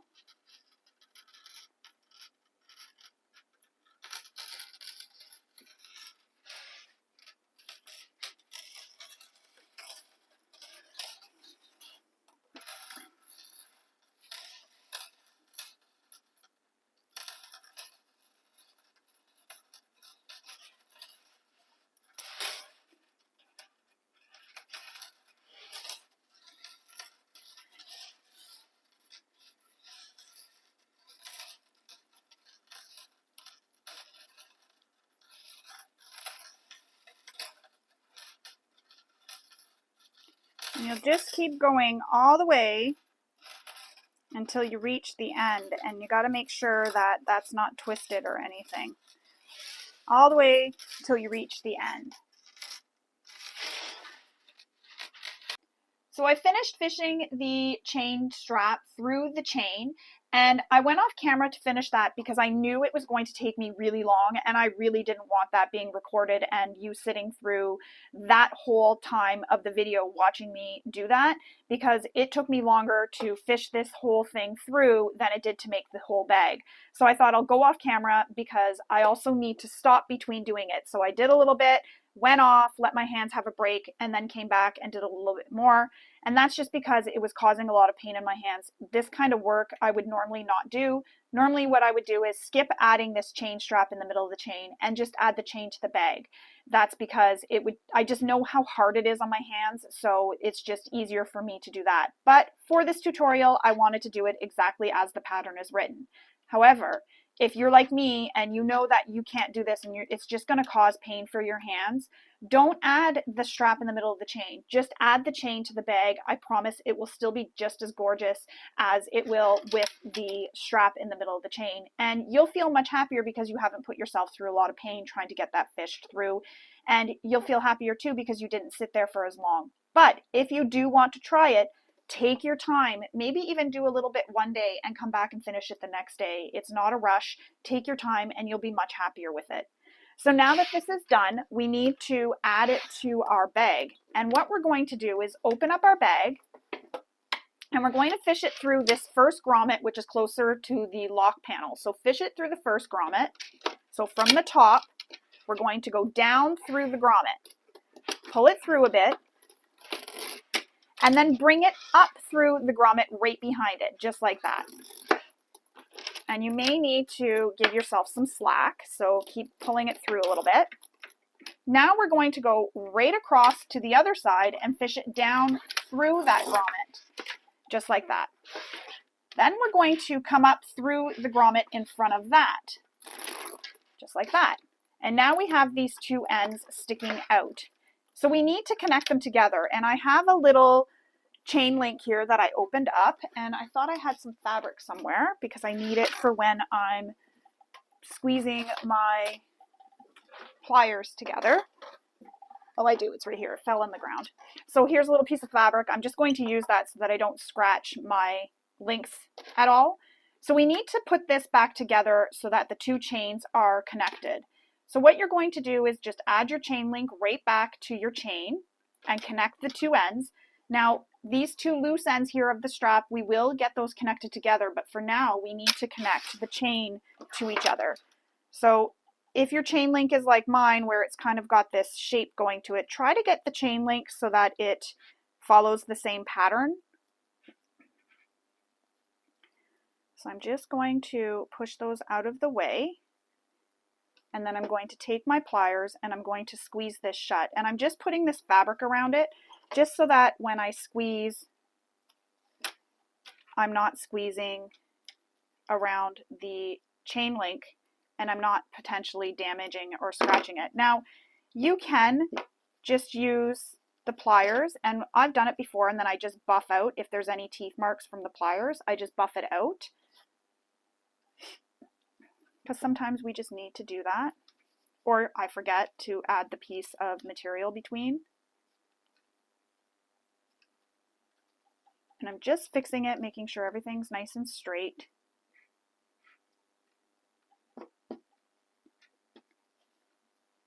So just like that. And again, this is just to make sure that nothing is going to get scratched. And I'm just trying to close it.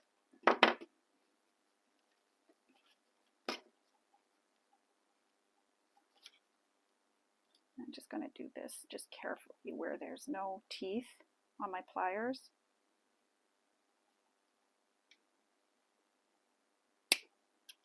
There we go. I'm just trying to get that one edge to turn a little bit more, but I almost need 2 pliers to do that.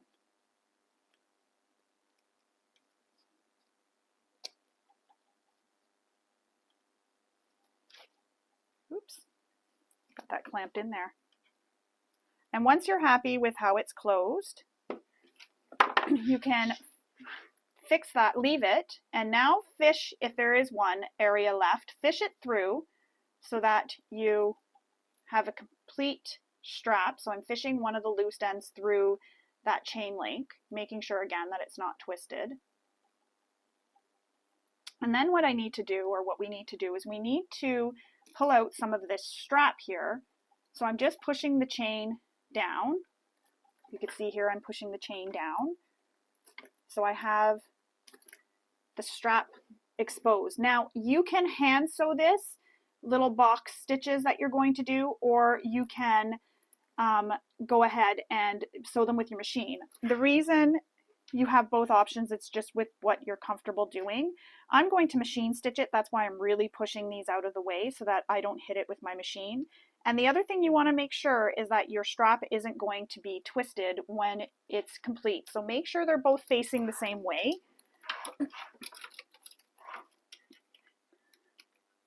And then stitch these together.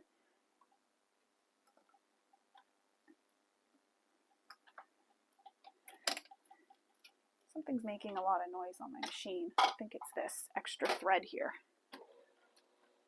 So just stitch these together.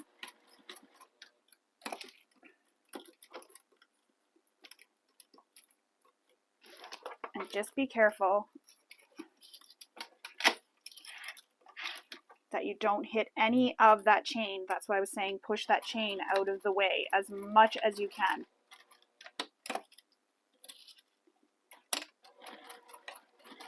And I'm just sewing a little box all the way around,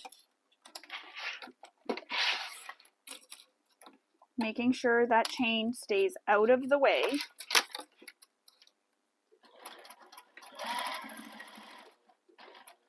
You can sew a little X in the box, you can do whatever you want.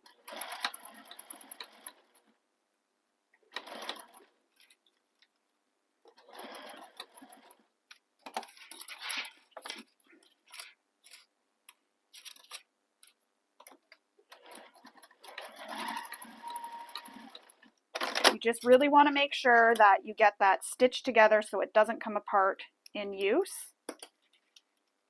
Trim all your threads, and then fix your chain how we loosened it or brought it down a bit. You're going to need to fix your chain now. So just bring it back, fix the links so they're nice and flat again.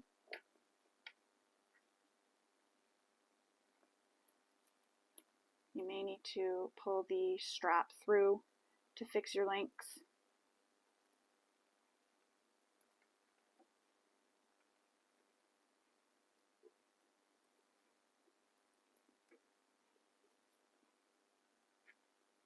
Just take your time.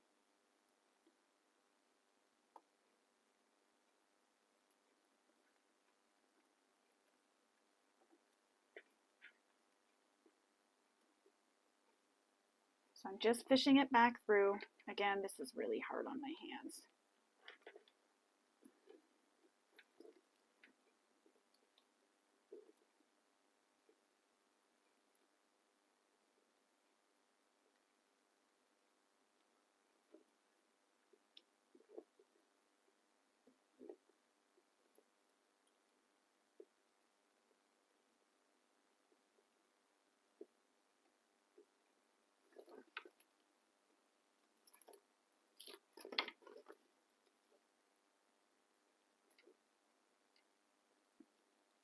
Just make sure it's nice and flat.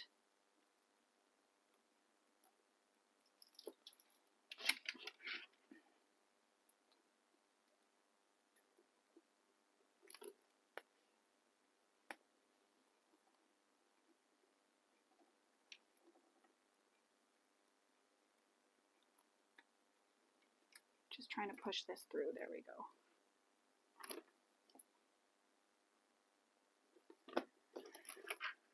And there you have it. It's done. If you can see any threads that need to be cut, go ahead and cut them. Now I do want to show you how to make the other chain strap if you have chosen to use that method. So I just have a small piece here just so I can show you how to do it. I didn't cut the full length because I'm just doing this just to show you. So your piece will be longer. It'll be the length of the chain strap that you need. Now in the pattern, there's a measurement given that you need to make from the long edge down, and you can see I've already got that line drawn. So go ahead and make that line. Then you're going to take some glue or double-sided tape, and you're going to place the double-sided tape along the edge where the thicker side is. So you see how the line down here is thinner? This thicker area here. Place your double-sided tape along that edge. You can also use glue. Pull the backing of the double-sided tape off. And then we're going to fold this long edge down to meet that line. So just like that. So see how it goes down to meet the line? That's what you're going to do. You're going to fold it to meet the line. All the way down. So it'll look like that. Then what we need to do is fold this edge with the one that's not folded over and fold it over so the raw edge matches up with the folded edge here. So you're folding it over like that. So add some double-sided tape again.